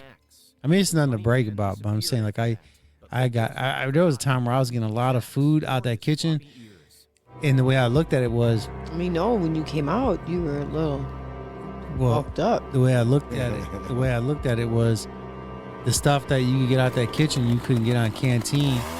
And it's just, it's like real food. Like, you don't want to eat ramen noodles all the time. And hell no, all those guys got diabetes and shit from eating that. You cannot eat. You gain a lot of weight from that too, though. Blood pressure from eating the ramen noodles. A lot of people taking water pills. It can mess up your gut too.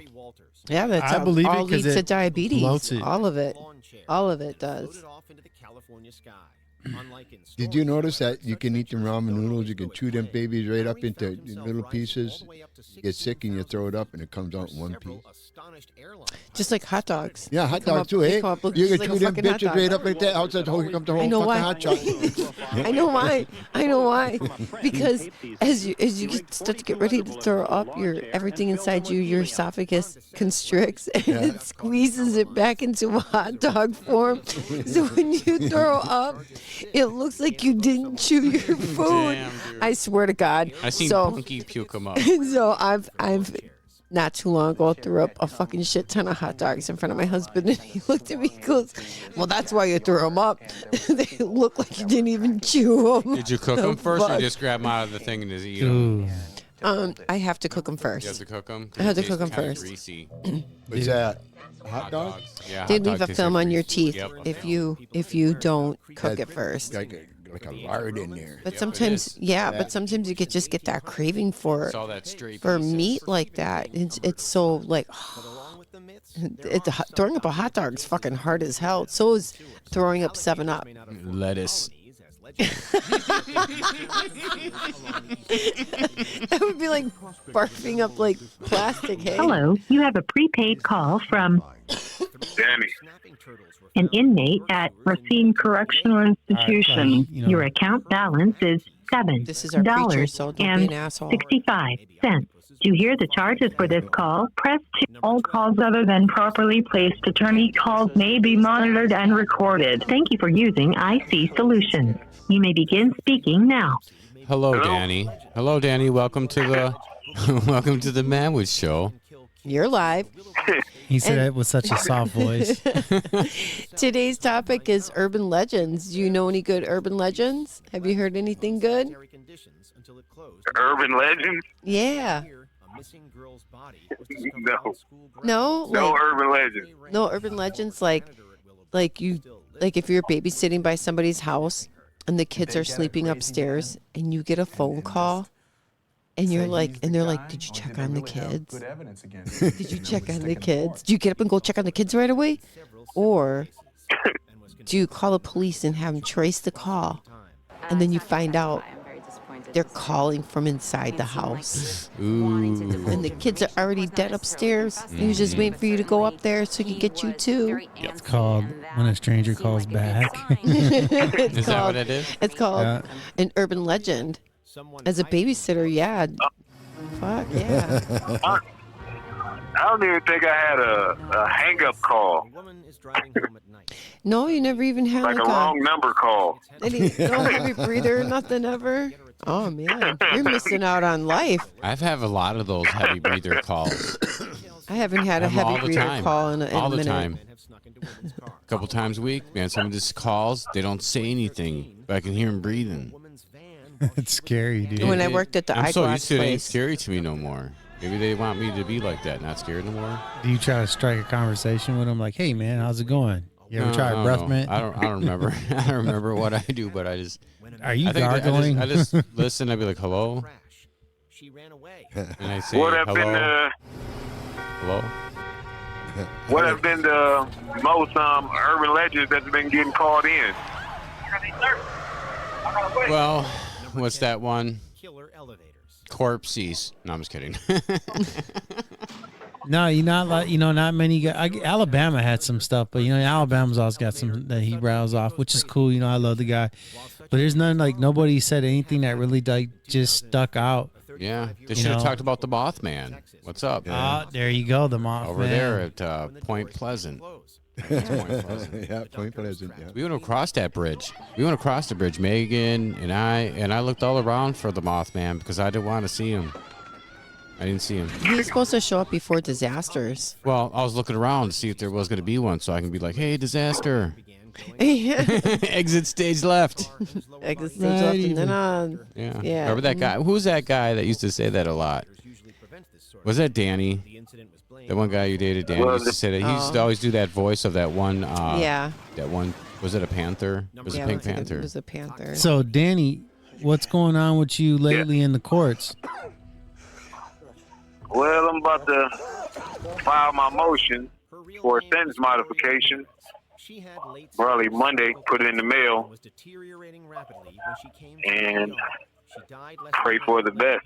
But Ramirez had a bizarre effect on the hospital staff. I Been a long time. I hope for you. 27. 27.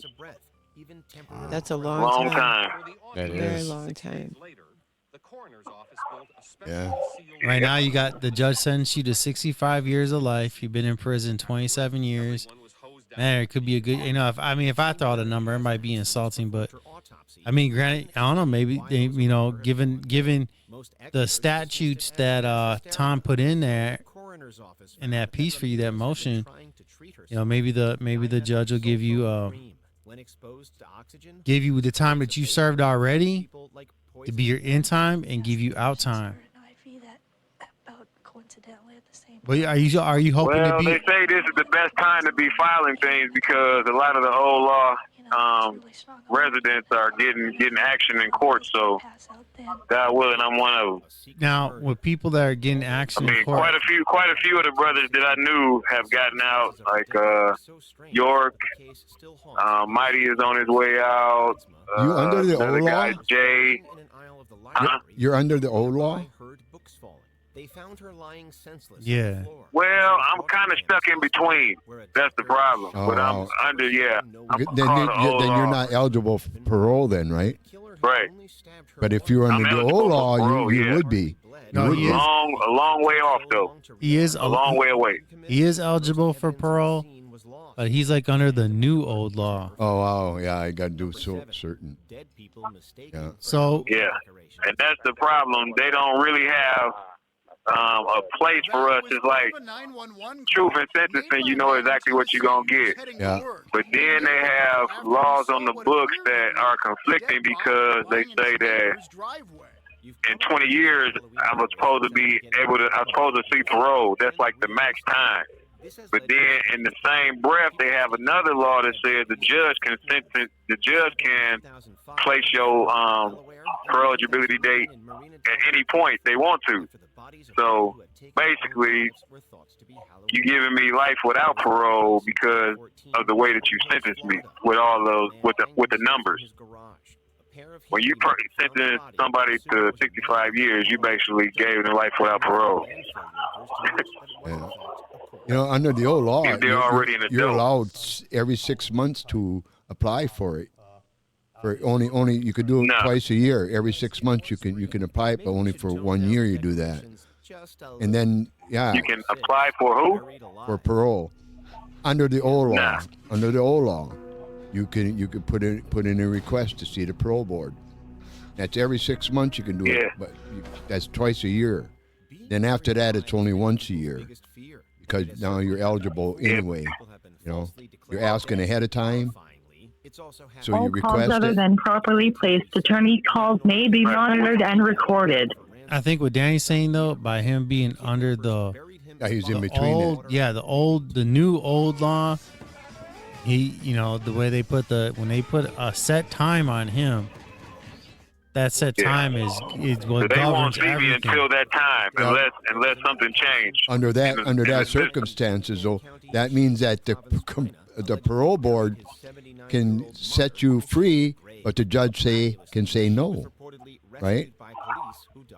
Because you're in between it, right? Nah, once the parole board is the one to make that decision. But they won't let me see parole. I want to see parole. I want to be paroled. That's the whole thing. I want either the opportunity to see the parole board or parole me. Yeah. I'm ready for either or. My record speaks for itself. I said my record speaks for itself. I got one major. I've basically held a job since I've been incarcerated. I done finished every program that they given me and took like multiple more. Graduated so many ministries I can't even count. As far as tithing and giving to charities and things like that and fundraisers and stuff like that, I did that in my entire incarceration. I got one major conduct report. Number 4. So in theory, now a judge could resentence you, and that resentencing. Now, if he resentences you, would it be, from your experience, having heard from other guys and their results in the courts, would they resentence you under the new law guidelines, or would it, or like how would that work? What do you assume that if granted a sentence modification, what would it look like?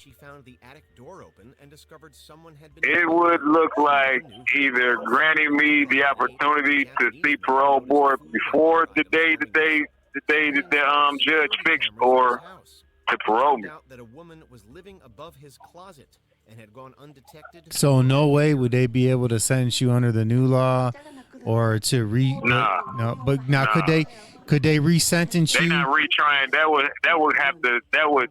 This would be a retrying thing. So okay, you still have to go back to it's like you still would have to set me in the same time that I was. You know what I mean? So then, would it be? So okay, so would they could they resentence you to like?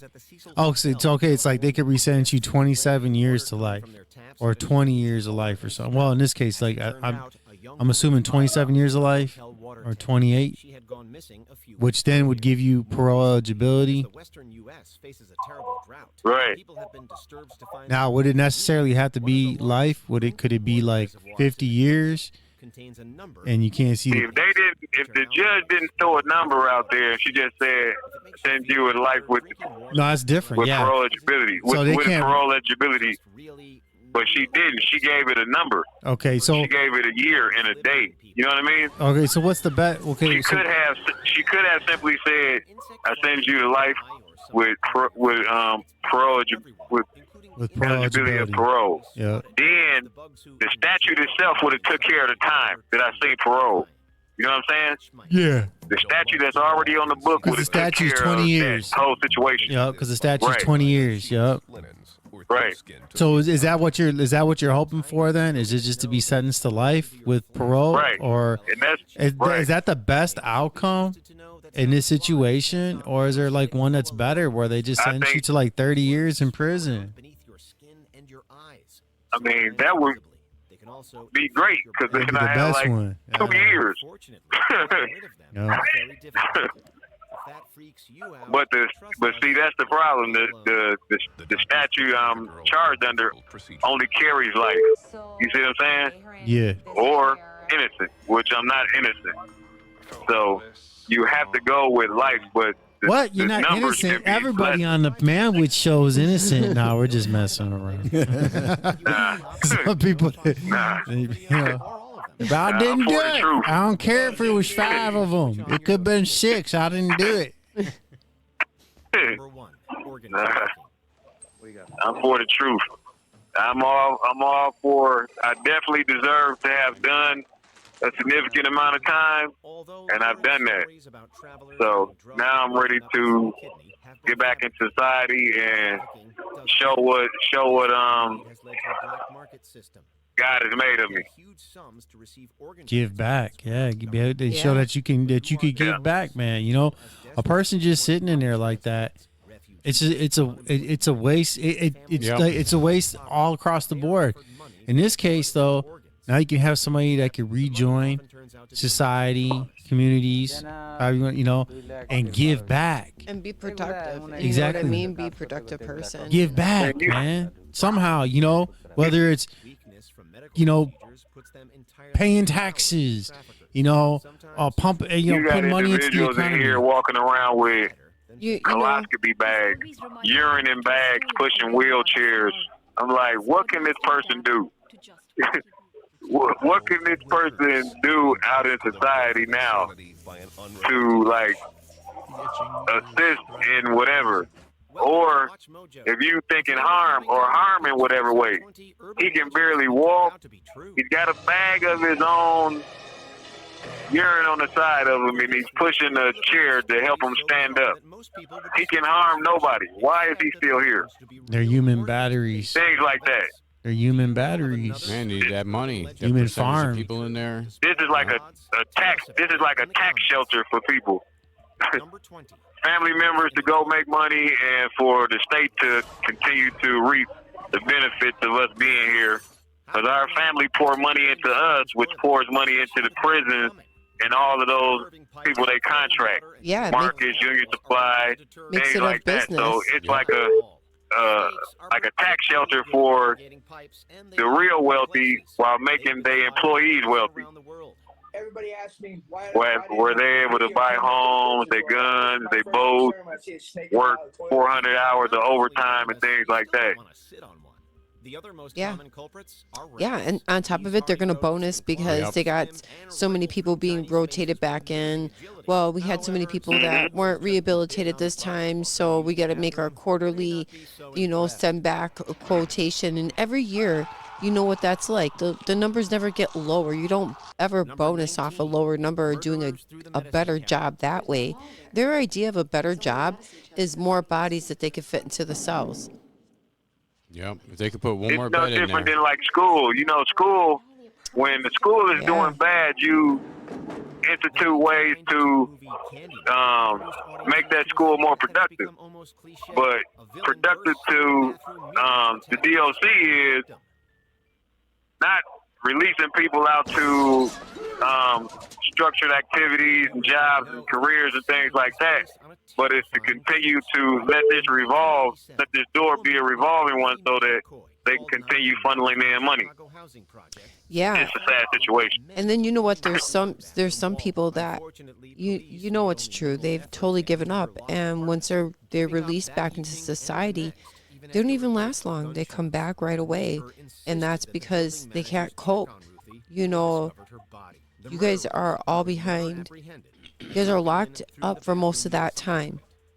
And now you're going to go calls other out. than properly placed attorney calls may be monitored and recorded. And unlimited freedom, that's shocking, because for a long time being around a large group of people, and now you're expected to go to a fair. If you could go to a fair, probably fucking freak you out. Those people, you know what I mean? I've met some people that freaked out during like PSTD, just from the situation. Even though it doesn't have to be like every day you've seen fights and people are getting shanked all the time. It isn't like the movies. It really isn't like that.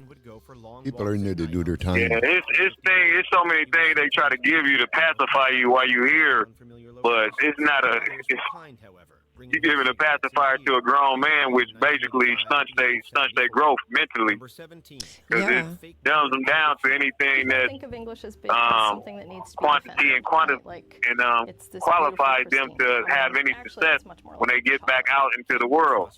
All they know is what they already knew, so they return to it easily and with full understanding that it's a possibility of them coming back, but that's all they know. Yep. So they feel like that's the only way they can survive. That's why I see so many individuals, young and old, come right back. One guy just told me, I'm just like, he's like, hey, DC, what's up, man? You don't remember me? I was just here a year ago. I was like, that makes me want to greet you with a smile. Oh, you talking about Venmo? Man, they had I had to carry. Man, they got me on carrying a concealed weapon. Who's that, Vino? Man, I was in Milwaukee. I had to have a gun. I'm like, no, you didn't have to have a gun. You chose to have a gun. Was that Vino? Number 16. Accidental self. Was that Vino? Oh, no, Remember that little guy, Vino? Yeah, he had came back for a minute. He back out there now. You know what though? That one guy. He came back because of some parole.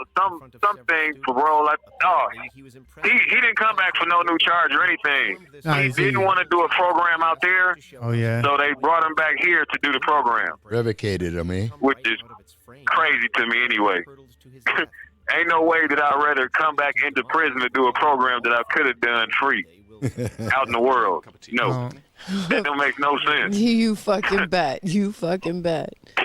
Yeah. I know a lot of people So go I back see to him and prison he like- because they're friends. Number 15. And of course, he's standing out in front of the unit, like open arms, happy to see me. I'm like, man, what is wrong with you? That's the first thing I say. What is wrong with you? Every day, every time I call you, you with your son, living it up and saying everything is good, and you ducking a program that you could take out there, and you rather be in here to do it. I didn't miss you that much. Right? Yeah. You know, though, I think like for no sense. I think though for men though too, it's like you guys are like you're coming back into society and you know you're starting to feel that weight of society telling you, oh my God, you have to be a provider now, and you can barely provide for yourself. Like you're still like trying to get a grip on being able to live alone and shit like that. You know what I mean? Like in a house with a door that opens and with freedom. Yeah. Adjust your life to freedom again. Yeah. And then, and then a lot of these men have families and they go back to their families. And how do you provide after a moment like that? You know what I mean? It's a long time to get yourself 1 minute remaining. Yeah, you have to gotta find get into that yourself groove. back Once you again. get into your groove, stay there. You get out of that fucking groove, you're going back. You're going to end up going back. You got to stay within your own grounds now, because that prison system, sit there and change your fucking mind and how you act and all that shit. You know? Yeah, like you lose yourself, like you become like a chameleon almost. You don't know if you're worth it. Call me. Less intermittent. Call me 8 o'clock in the morning. You there? Yeah. Call me at 8 in the morning. What? All right. Thanks for coming. Thanks Love for you guys. Take care. You too. Yeah, bro. thank you for calling. It's always nice to hear from you, Danny. Yep. We'll listen to you in the morning when you do your Guys, thing. have a good night. Yeah, you too. Bye. Bye. Finally eating your poppers here. You gotta pop it into the microphone to let everybody know that you really. Yeah, I seen your lips vibrate. That's how fucking. I know a lot of people that go back to prison because when they're in prison, they hang around with the wrong group. They hang around with the kind of group that you went to prison for. And when you start hanging around with gangsters and that, and you're a gangster, a young gangster, and now you want to change your way, and you start hanging around with these gangsters, all this shit goes on, You make plans, and when I get out, man, I'm gonna get all fucked up, and shit like that, And right away, what happens? They get out, back in, right away, because they hung around with that wrong group, and they go to the same fucking people that sent them there. Yeah, the reason they went what? there. That shit's made to be like that because it's all a trap. Yeah, it is a trap. It's all a trap. But you got to use your own mind. That's why God gave you free will. Yeah. That's your super. Every human being's superpower is their fucking free will. By the way. But like when you're in the system though, and you're in there for, I was in there long, but the ones that are in there like 10, 15 years, them other people, they're institutionalized. They know every fucking little thing that's going to go on the outside. I know exactly how to rob this fucking bank now. I know exactly how to do it. And you go out there and you rob the bank and get caught. Damn, I knew I shouldn't have done it that way. I dropped my wallet. That happened to an actual guy. I think he worked at Maynard Steel or whatever, or something. Daddy Richard told me that story about that. And he's not going to testify. And he dropped his wallet. It seemed like he was wanting Check out this guy. Robbed this little corner. He dropped his wallet. He was very robbed this little corner store, right? He's buying beer, so he puts his ID out there, and he gets his beer, then he robs the place with a gun. And that's his fucking ID on the fucking counter. Let me tell you something. That's I real was. shit. You want to hear something really crazy? I was a bank teller, and I worked at the big one downtown, and a guy robbed me. He robbed me a couple days before Christmas. I ain't even gonna lie, dude. I was scared for my fucking life. He had hands as big as a fucking frying pan. But yeah, he gave me his debit card first. That's how you got caught? Yeah, because I remembered the fucking name. How I was so fucking dramatized. Holy shit. Yeah. It wasn't like the first time I got robbed. That made the first time I got robbed look gentle. And I'm not talking about my home invasion. I'm talking about I got robbed as a teller twice at a bank, and the whole entire time I was a teller. And that's crazy. And it was all downtown. It was never seen it coming. We have greeters at the door. There's always lots of people around. It's not like you see in the movies. These motherfuckers have balls. They do it in the fucking middle of the day. And when there's people there. Because you want to know why? Because if you do it while there's people there, they can't lock the doors and lock everybody in, because then they can take hostages. I shouldn't have said that, but yeah. And, you know, mathematical. I think that's back why. to the legends. These motherfuckers are crazy. Did you know our home in Pensaki, who owned that home? I do. In the mud. Al Capone? Yeah, Al Capone Sr. owned it. And he was a Confederate military. That's why we got that Confederate money down that base. Oh, wow. I know where it is. That's really, and his son, Al, it's still used there. to go up to Gillette, to the bar where my dad and him used to go into. Who is it? That's Alabama. Hello, you have a prepaid call from If it is, I'm not saying hi. Richard Harris. an All inmate right. at Oshkosh Correctional Institution. Your account balance is $6.29. To hear the charges for this call, press 2. To accept this call, all calls other than properly placed attorney calls may be monitored and recorded. Thank you for using IC Solutions. You may begin speaking now. Hey, what's going on over there? Hey, I heard your voice say something to me. I tell you, man, I was about to say forget about it. Instead of two times already. Yeah, we ended up Hey, getting. man, you know. We got a lot of callers today from Racine. That's good. That's good. I have something to tell you guys. Ooh. Now that the book and everything is going out, and the reporter said they're working on my story now as we speak, I would like permission to be able to say that the Manwich Show has been helping me. Yeah, go ahead, dude. Absolutely. Yeah. There we go. Oh, yeah. Well, Appreciate it. You know, when it go, well, I mean, appreciate everything you guys do. What are you talking about? I mean, I want to put. What are you talking about? Hey, I appreciate appreciating. I appreciate Hey, I appreciate the appreciating. So is I was Paul? working on the dedications in the book. Okay, hey, listen, Paul. And, What's up, Paul? Yeah, Paul. Okay, so Paul was able to work it out with the lady. He finally got a hold of the woman, Florence, or whoever, but from Amazon, correct? Yep. And now you said a second part. You said apart from the book, you mentioned a reporter, right? Now is this the one from Dateline? Yep. This is his name's Eric Hokelman. So they're picking up the story now, correct? Yeah. So what All I right. guess the story he's been on is called Arkansas. Some guy that murdered some lady there, or something like that, or wherever it's at, or Kansas, something like that. I don't know. I don't really know a whole lot about it. I've seen Well, it on forget TV, his story. We're worried about the Richard Harrison story, man. Right. So you're next. When does that happen? When's the ball rolling with that now? He's waiting for the approval because now that he got the transcript that proves that two witnesses did know each other, and one paid the other $1,000, and it's clear as day in the whole transcript. He's like, this is a no-brainer. So he's got to get his bosses to sign off on it, and he said he's going to run with it. But he wants me to try to get the book and everything else done. The GoFundMe's up and going, still, and he wants to get everything done so it all goes in there, everything. All right. I figure that's pretty substantial. But there's something else I wanted to tell you even more than that. You guys heard about the antifreeze killer. You guys know that guy, the Jensen guy that's been on the Dateline and all that stuff like that. No, go ahead. I mean, I've heard about people killing people with antifreeze. What about him?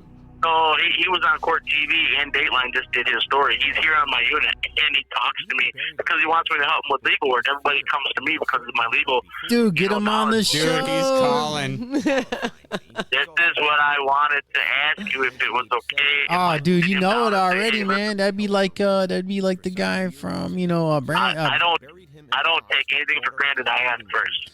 No, yeah, go ahead. Matter of fact, you can give him the email account. That's very nice. Thank you. Give him the email account, the Manwich, because you got the private one. You got the one that's So like the Manwich Show at gmail.com. Get that to him, and just give him the.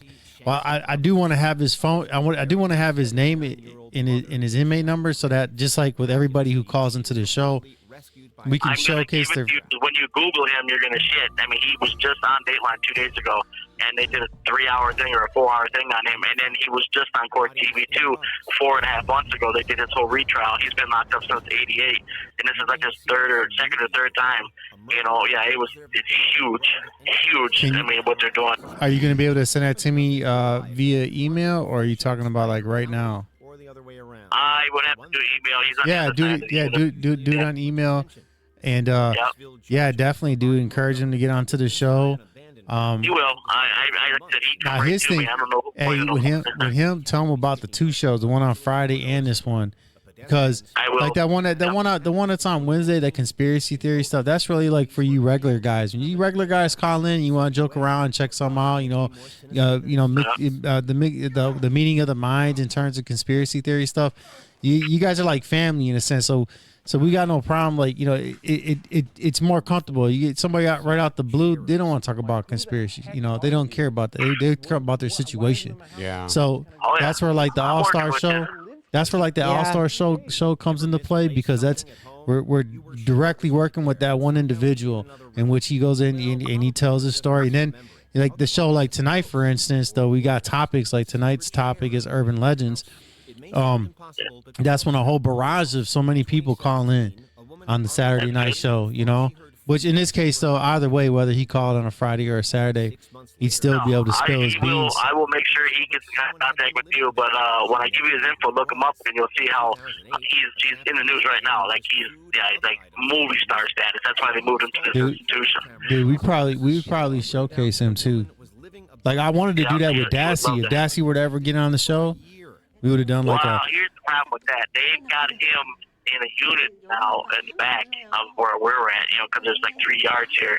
They got him in the back so tied down. I mean, they don't even let him do anything less. They've got him medicated to the point where it's out of control. Yeah, wow, I wrote doing to him. the Thorazine shuffle. Is that what he's doing? Pretty much. I wrote to him. I mean, it's crazy. He's like twice the size he was, because of all the meds they got him on. I mean, making him fat. Like 2 days ago. Yeah, he's fat and huge. slow.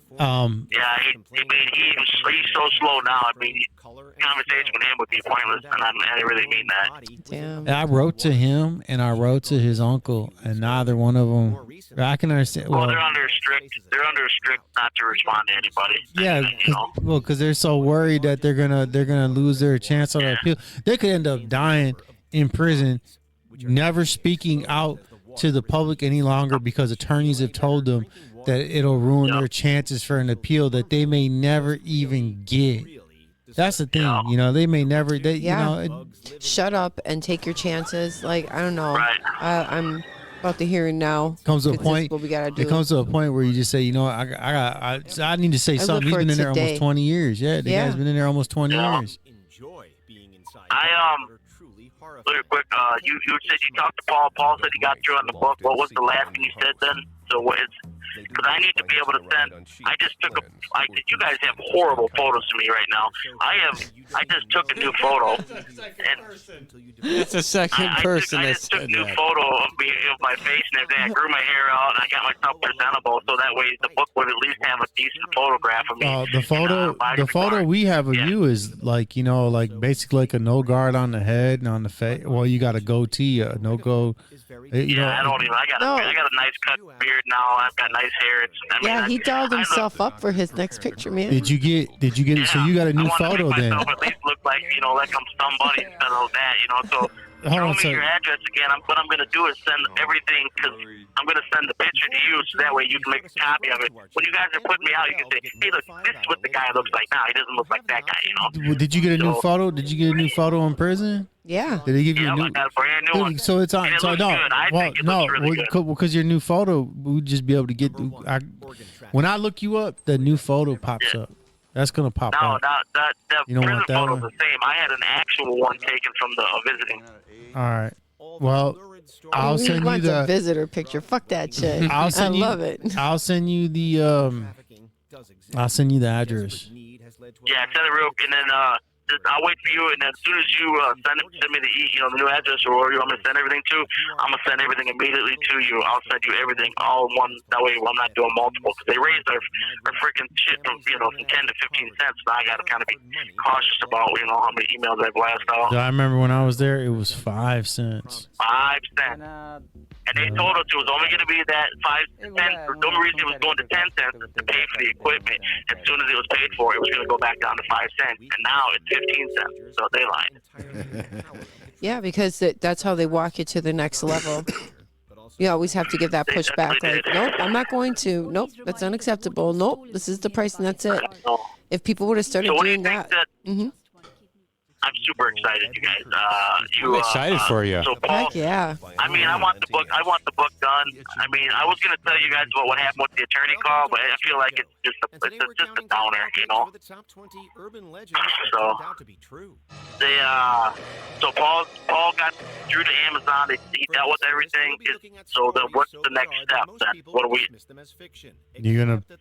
He's gonna pay the lady, and she's gonna work it all.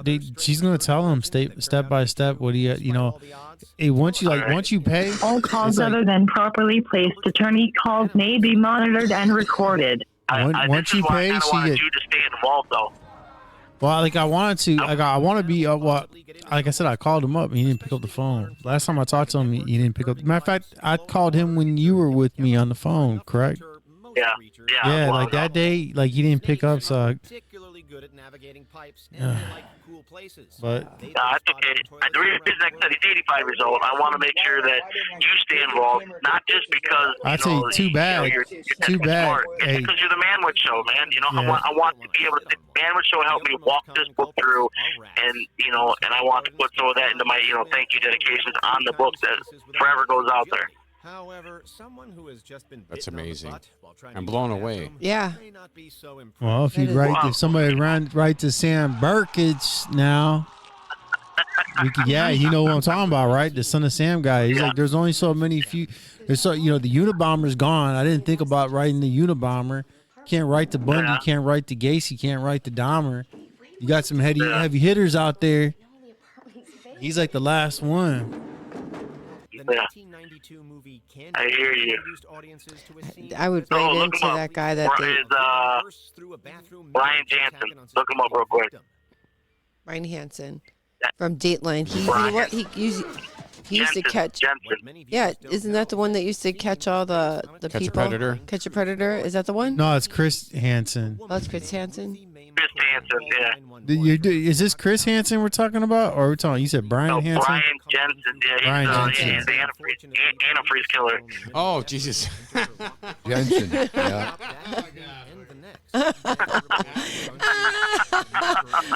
We were on some other bullshit over here, let me tell you. I smoked too much. We thought you were talking about the Dateline guy. That's so funny. Oh my God. Charlie No Face. Yeah, when I get home, I'm going to Google that guy and see what he's got going on the YouTube there. Oh, it's the dude, it's Dateline. He was all over Court TV. They did this whole thing on Court TV. He's here literally on the unit. And I don't know who pointed me out, but they were like, yeah, this is the guy that does all the legal stuff on the unit. And he just walked right over to me. And I had just watched this whole thing on TV. And I was like, I know who you are. And he was like, yeah, everybody kind of knows who I am, da-da-da. And I was just like, oh, my God. Wow. So he's intelligent. Let me tell you something. I just sent you the address. But he's more. I just sent you the address. Yeah. All right, it'll be up there when I get up there then. Yeah, I think I remember the antifreeze killer from the 80s, to be honest, because we had there was them, and then we had the Tylenol killer, and then we had we had like a lot of killers. Now I got the eye drop. Did you ever hear about the the eye drop killer? That's serious shit. What if a sneaky editor decided to play a prank? Did you ever see that one? Well, that hasn't. We got somebody running around with fucking eye drops doing weird shit now. Oh yeah, it's the dry ice killer. He was the most dangerous one because they until somebody actually told them how they were doing it, they had no idea how he was doing it. Well, it all started when How was he doing it? slip of paper dated July 31st. It was a dry ice bullet. Arrived from one of our with low impact. Yeah, instead of having a full charge, in the bullet, he was doing half powder with cotton and everything, so it wouldn't just pop the dry ice bullet right away. And he would literally walk up to you, shoot you in the guts or in the head, whichever he chose. You know what I mean? And by the time the coroner got there, the bullet wasn't removed; it thawed out, and so they couldn't figure it out for the longest. Damn. Wow. Something like that sounds like. Yeah, I found the guy. That sounds like some government shit. I see him right here. I see him right now on my phone. I wasn't going to say anything. Hey, it sounds like some government thing where they shoot you and you die of a heart attack. I see the guy right now on my phone. Yeah, it leaves but it's a shot. They shoot you with like a liquid. It's almost like I almost want to say like a squirt gun, because you don't get like a needle in you like that. You're not shot with like a something like that. It's more of like a liquid, and your body absorbs it, and then you die of a heart attack. They talk about the one where the guy he was rolling the eyeball to the left or whatever, and then shooting the back of the eyeball up, and then it would roll. And they didn't know until somebody told on that one too. They could never find the injection point because it was behind the eye. Dude, they gave that guy.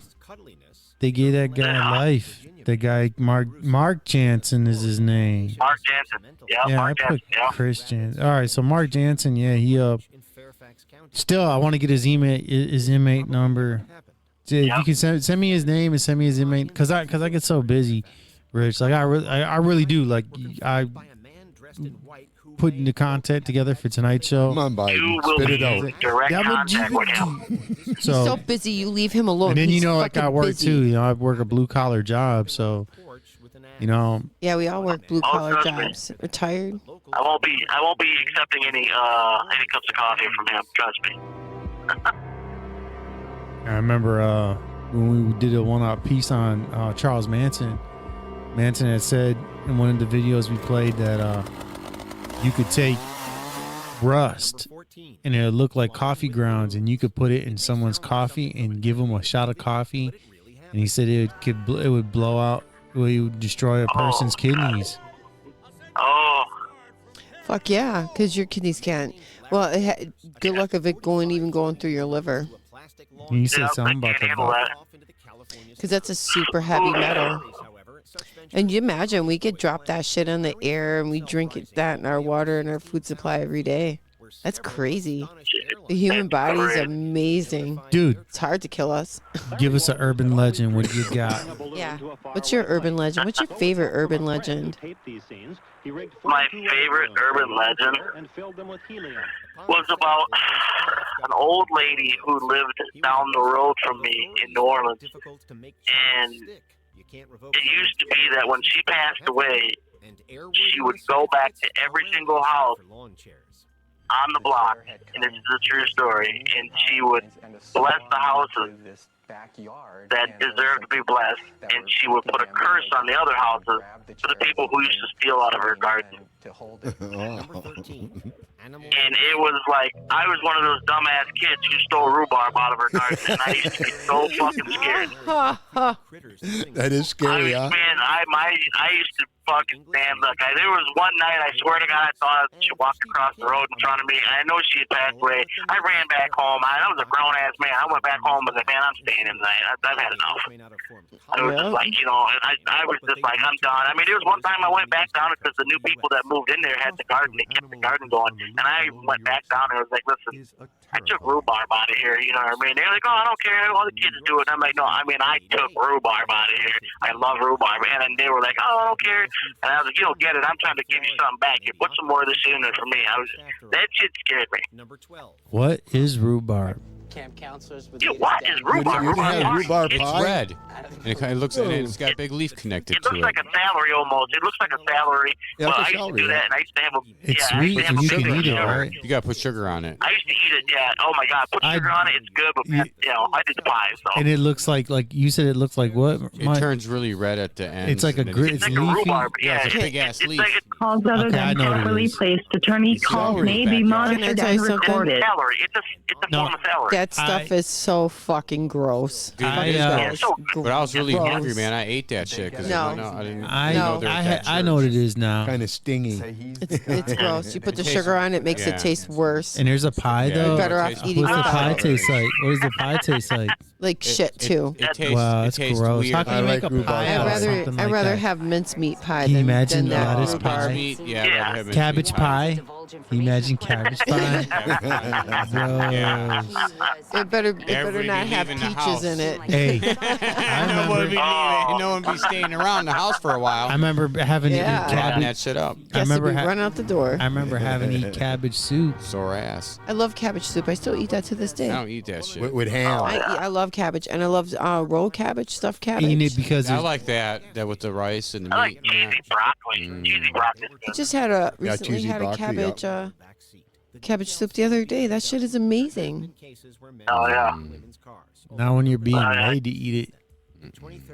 Yeah, it's delicious, and sauerkraut is delicious too. 1 minute remaining. Oh, my sauerkraut. That's old school. Hell yeah, right? Sauerkraut is good. I'll eat that shit on eggs.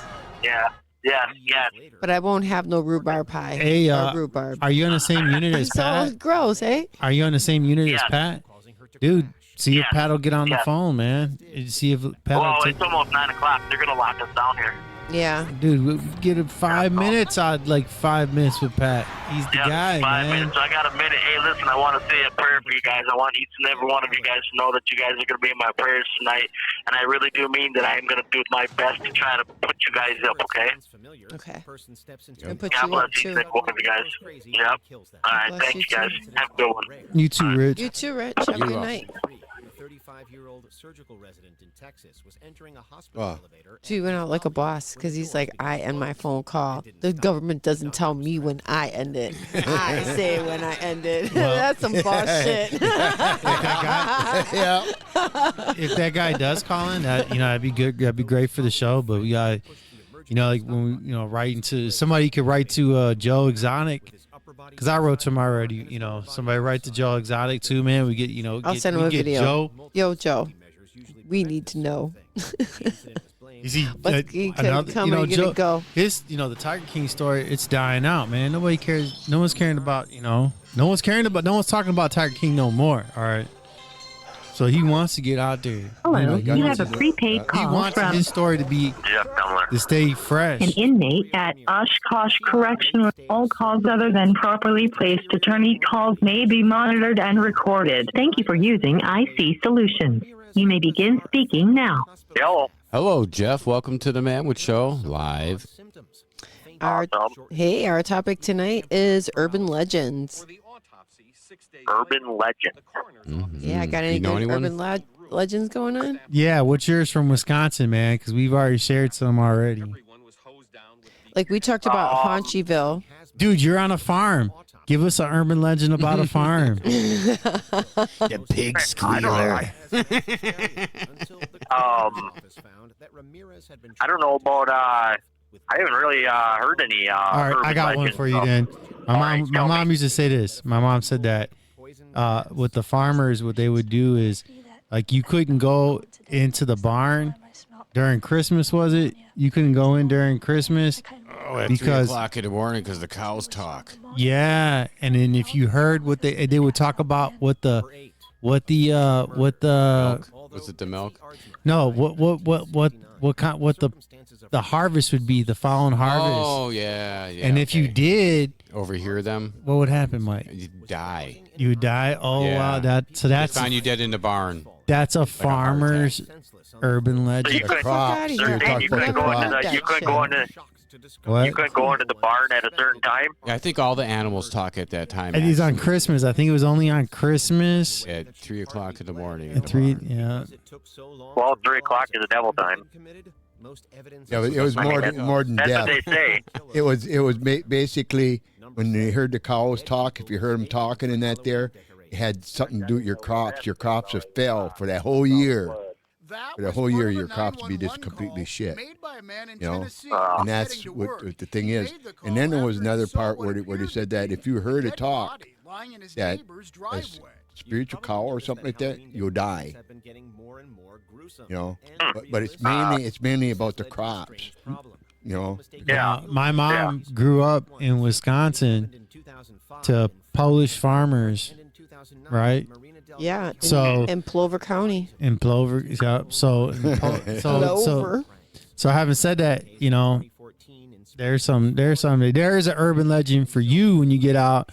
You could talk about, because you know the whole farm thing with your family. Yeah. Well, I mean, I don't know. I've never really looked into it. In fact, there was a book that was out there where it was a urban legend thing. And dude, I'm gonna give you another one. Check it out. This is probably in the book then, about the chick who, I've heard it where it's on the tongue, and I've heard it where it's on the cheek now. But there was spider eggs that were laid on her tongue, and her tongue was swelling up, and she went to the doctors, and the doctor cut it open, and all these baby spiders came out. Fuck yeah, that shit happened in the 80s. You weren't supposed to lick the envelopes. Yeah, because if you licked an envelope and you got a little cut on your tongue from the envelope, like a paper cut, you could get a spider egg in there, because these envelopes sit for years inside warehouses before people fucking buy them. Hey, that's just like a cactus. There's a cactus that actually has spiders that live inside it, millions of little spiders, and when the cactus breaks open, all these little spiders go all over the place. Or like how they don't sell bananas no more in like the super bunches. Like you get like a bunch, but you used to be able to get them like in a freaking bunch, and there'll be spiders in them. Yeah. Yeah, my grandpa, he has a cactus. I always wondered if I broke that thing open if there were spiders living in it. Here, I got another one for you.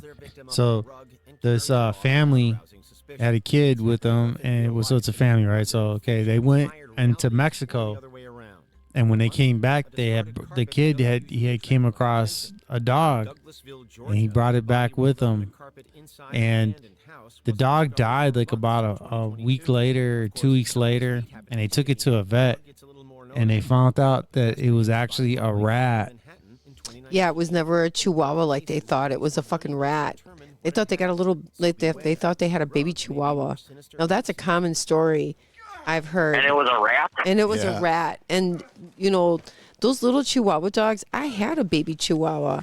I don't know about if your baby chihuahuas look like little baby rats, but that must have been they one look like little baby rats. Dude, some of these rats are huge, man. They got videos when you get out. You're not. But like if you, dude, they'll rob your ass and take your wallet. They're that fucking big. I saw a video of a rat that killed the rat.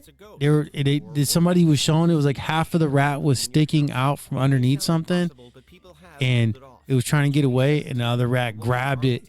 And the guy what it alludes to is that rat cannibalized it.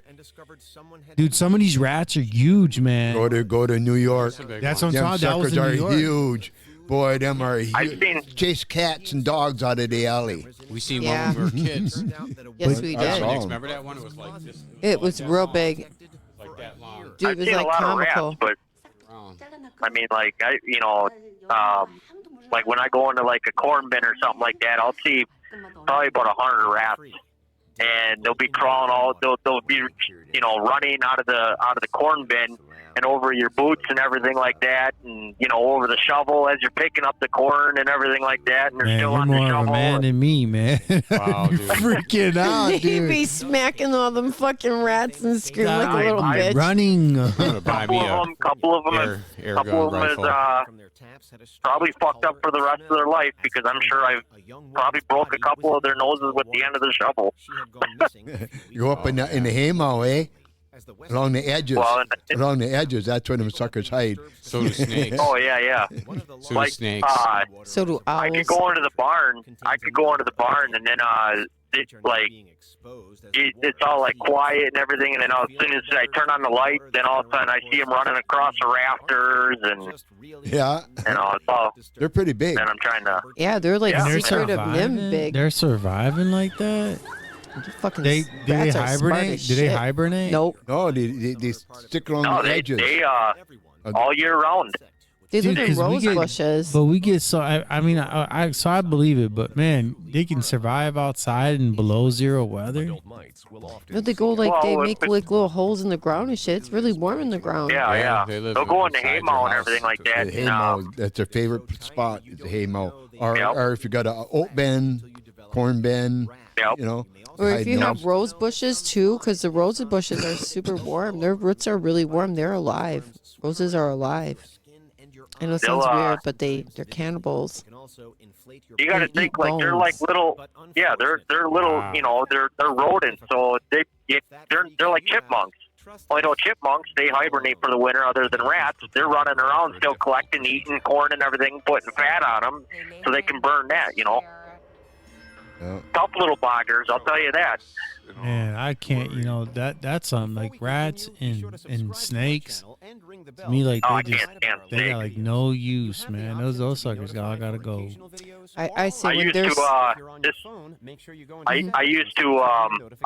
get snakes when I was younger, and I'd catch them in the barn and stuff like that, and I'd take them and see how strong they were, and I'd put them in the trough with a rock on top of them and see how long they could survive without air. Little cruel, but you know, those two serial killers. Those are two species that destroy ecosystems. All calls other than properly placed like attorney calls may be monitored and recorded. In Florida, with those pythons. And they cure disease. Fighting the alligators and the crocs. Yeah. Did you ever see that one on Facebook, I guess, where that lady had a python or whatever, and the thing wasn't eating for a couple of days, and she took it into the vet and said the vet said that it was sizing her up to eat her. Yeah, because she was taking it into the bed with her, and it wasn't. Yeah. It was preparing itself She was to all swallow excited. her. It's right next to me. He real loves close. me. Yeah, loves me. Dude, I'm gonna tell you something. This is sad, dude. I'm gonna say this is so sad. There was this family that lived above a pet store, and this kid had his friend. You heard that story? I don't even want to tell it, man. Yeah, he had his friend spend the night, and they had a albino python or whatever, and it got loose and it made its way through the ventilation system, and it got upstairs and it ate the one kid, and it strangled the other kid. The kid spent the night at the house only to die. But they closed it. They closed the day room here, so I got to let you go. But the joke of the week is what does an owl need after a bath? Do you know of another strange urban legend that a towel. True, despite all the odds? Tell us about it. Owl. Owl. Hey, what's a chicken with no legs? An egg. What's a chicken with no legs? So, all right, but I got to let you guys go and everything. All right. All right, cool. And you guys all have a good night, and be safe. Yeah, you too. You too. Till next time. All right, Jeff. All right. Yeah, you have Same a good bad night. channel. Same bad time. Bye. Yeah. All right.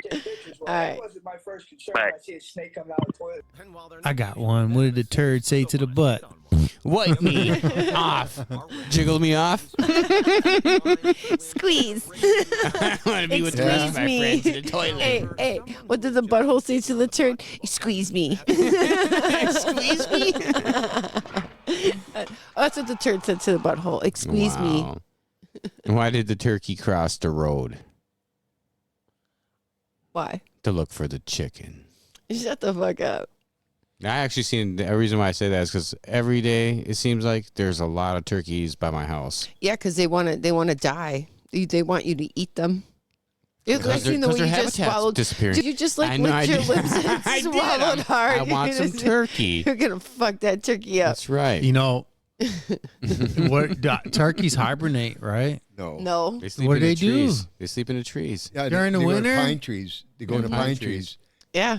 And they can go fly. underneath the pine trees. So what are they gonna do? Up. What do they do throughout the week when they're hungry? Though they're gonna walk around. A lot in of the snow? stuff under them pine trees. There's tons of shit underneath the pine trees. Yeah, dude, them there's seeds. still like there's bugs probably. underneath there and shit. Wow, dude, turkeys are out there Because like it's that. warm underneath a pine tree. The only problem a turkey Not has like right now is fucking heater warm, coyotes. but like warm. Oh yeah, the coyotes. I can hear by Mike's the coyotes over there. Yeah, there's coyotes over there. I'm gonna tell you Yeah. the problem I got with turkey is when you get turkey and it's smoked, like Well, turkeys. Well, I just noticed like with the ones that are smoked, but those legs, those drumsticks. You smoked turkey? I bought it. I had bought it. You bought smoked turkey. Yeah. Did you get off on it? And the legs, there's they got those tendons or those thin little bones or something. Yeah. Oh yeah. That's so dangerous to eat those legs, man. Okay, I'll tell you one thing. You know what my beef with turkey is? They're gonna fucking take a nap after I'm done eating it. You always take a nap. Mm-hmm. They call it the itis. Don't they call it the itis? Dude, and then or is that what it's called? The itis? I don't know, but there's a term for that. There is a term for that. Yeah, it's called you ate a whole bunch on Thanksgiving and you're gonna be tired. It doesn't matter because I can have a turkey sandwich right now. I heard and different things about that. I think that's They're kind of like a injected. Mandela effect. I heard that they injected something because it doesn't do shit. Turkey doesn't do shit to you. It's called tryptophan. That's what I heard. Tryptophan. It doesn't have enough to do You that. tryptophan out and they knock out. It's from all it is from eating a whole large meal. You get tired after you eat a big large meal. Well, usually I get cold. Well, this what are you doing? You cutting us off? Is that what you say? You said this. He said, what? well. What? He said, you well. Yeah, I know, right? You want to stay on? You want to stay live? You can stay live. 2 more seconds. You can stay live, but you want to do 10 more minutes? Yeah. All right, I'll be back. You can still talk. You're still there. There we go. There we go. Now what? Now everybody's talking. Let's not talk it off. You fucking left. Fuck it, right? What are we going to talk about now? Oh, we're going to talk about something. So, you know what I want to talk about? The planet. The fire planet. They call it the hell planet. What's the hell planet? It's one that's like 100 million light years away. And it's a planet that's got fire forming all over it. Discovered. They're discovering all kinds of shit out there. They don't know nothing. These guys, Look everything. at the telescopes they got out there. They got 3 of them out there now. The Kepler and then and they're still not finding shit that they can't tell us what a star actually looks like. Oh, they showed the and show us supernovas. a real picture of the Earth. Then, if they could just take that telescope and go, boop, there it is. There's your Earth. We all have CGI. If you look at that, it has like all the different Earths from all the different years that they took pictures. They all look different. I thought that was an actual real picture all that time, and all of a sudden here it's all some CGI shit. Yes, it is. It's well, then how come they got the telescope turned the fucker around so we can see because we're here on the planet. They would have to go to an invisible spot, like the moon, and point it down from the moon to us. But they never do that. No. Why? And then NASA's never being taken to task for all those fucking fake ass videos of all those people floating around and using Hollywood fucking movie you got wires green on screens them. and shit like that. Yeah, like, I seen dude, that. I'm so sick of being thought of as like a stupid American. We're always getting tricked. I can fucking It's a see. trick. We're I'm always not tricked. being tricked. I wasn't tricked the You wanna fucking trick? first time Yeah. I seen it, and I wasn't. Here's some food. No, I don't care. Oh yeah, it's a trick. You're feeding you Soylent Green. They're feeding you crap. You know what Soylent Green Oh is? yeah, I watched that movie. That's fucking people. Yeah, that's real shit though. Well- Everybody thought it was just a movie, right? Because they showed that. Where they They made have wafers out of the old people, in convalescent homes and shit like that. When they die off, they made wafers out of them. And that's a real thing, All right, here's an urban Now it's legend real. for you guys.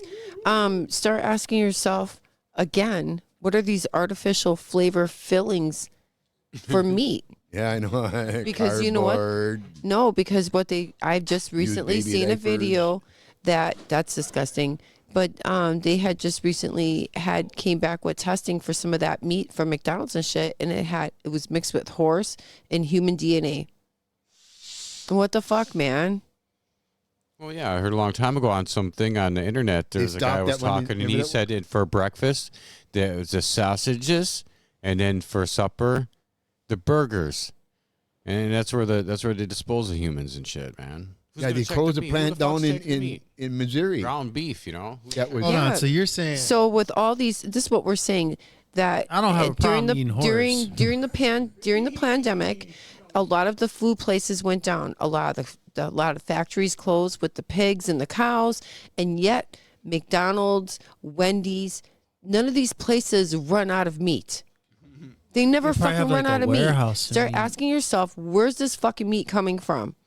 And I want some real fucking testing. Don't tell me it's 40% meat and the rest is fillers, and then you tell me it's like wood. So and then when was this meat tested though, and it came back with DNA? DNA. Within the last couple months. And you know what? Oh, dude, when I go home, you know what? During our McDonald's. conspiracy theory on Wednesday, I will bring videos on that shit because I'm so disturbed and it's hard to eat.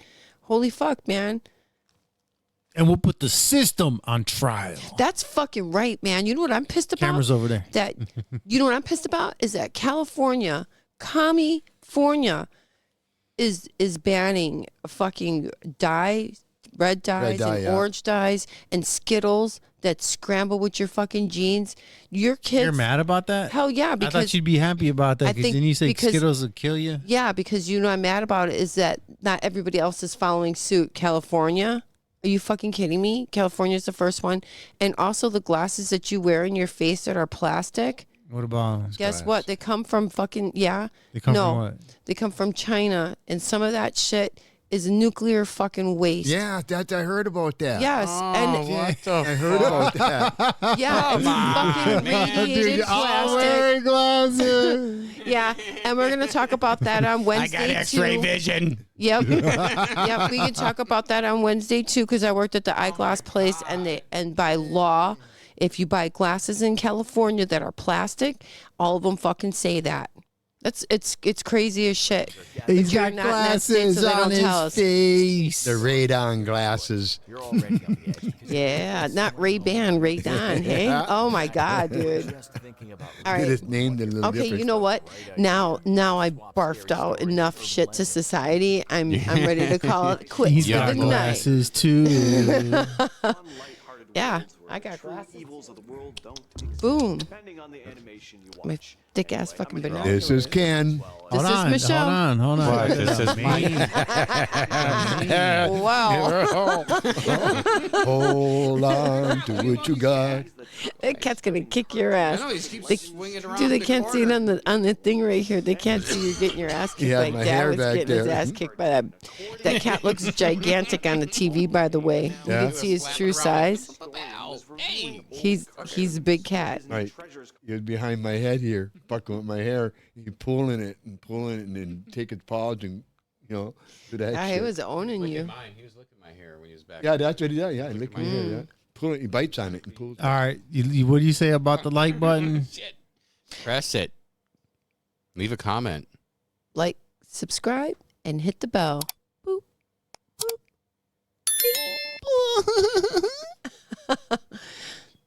That tickles. All right, this is Michelle. This is Ken. This is Mike. And this is Rich. And this is The Manwich Show. Yeah. Like, Yeah. subscribe, and hit the bell. There, Yeah. I did it again. It feels good. Goodbye for us. You have to say it, baby. And us in Texas, you wanna try, baby.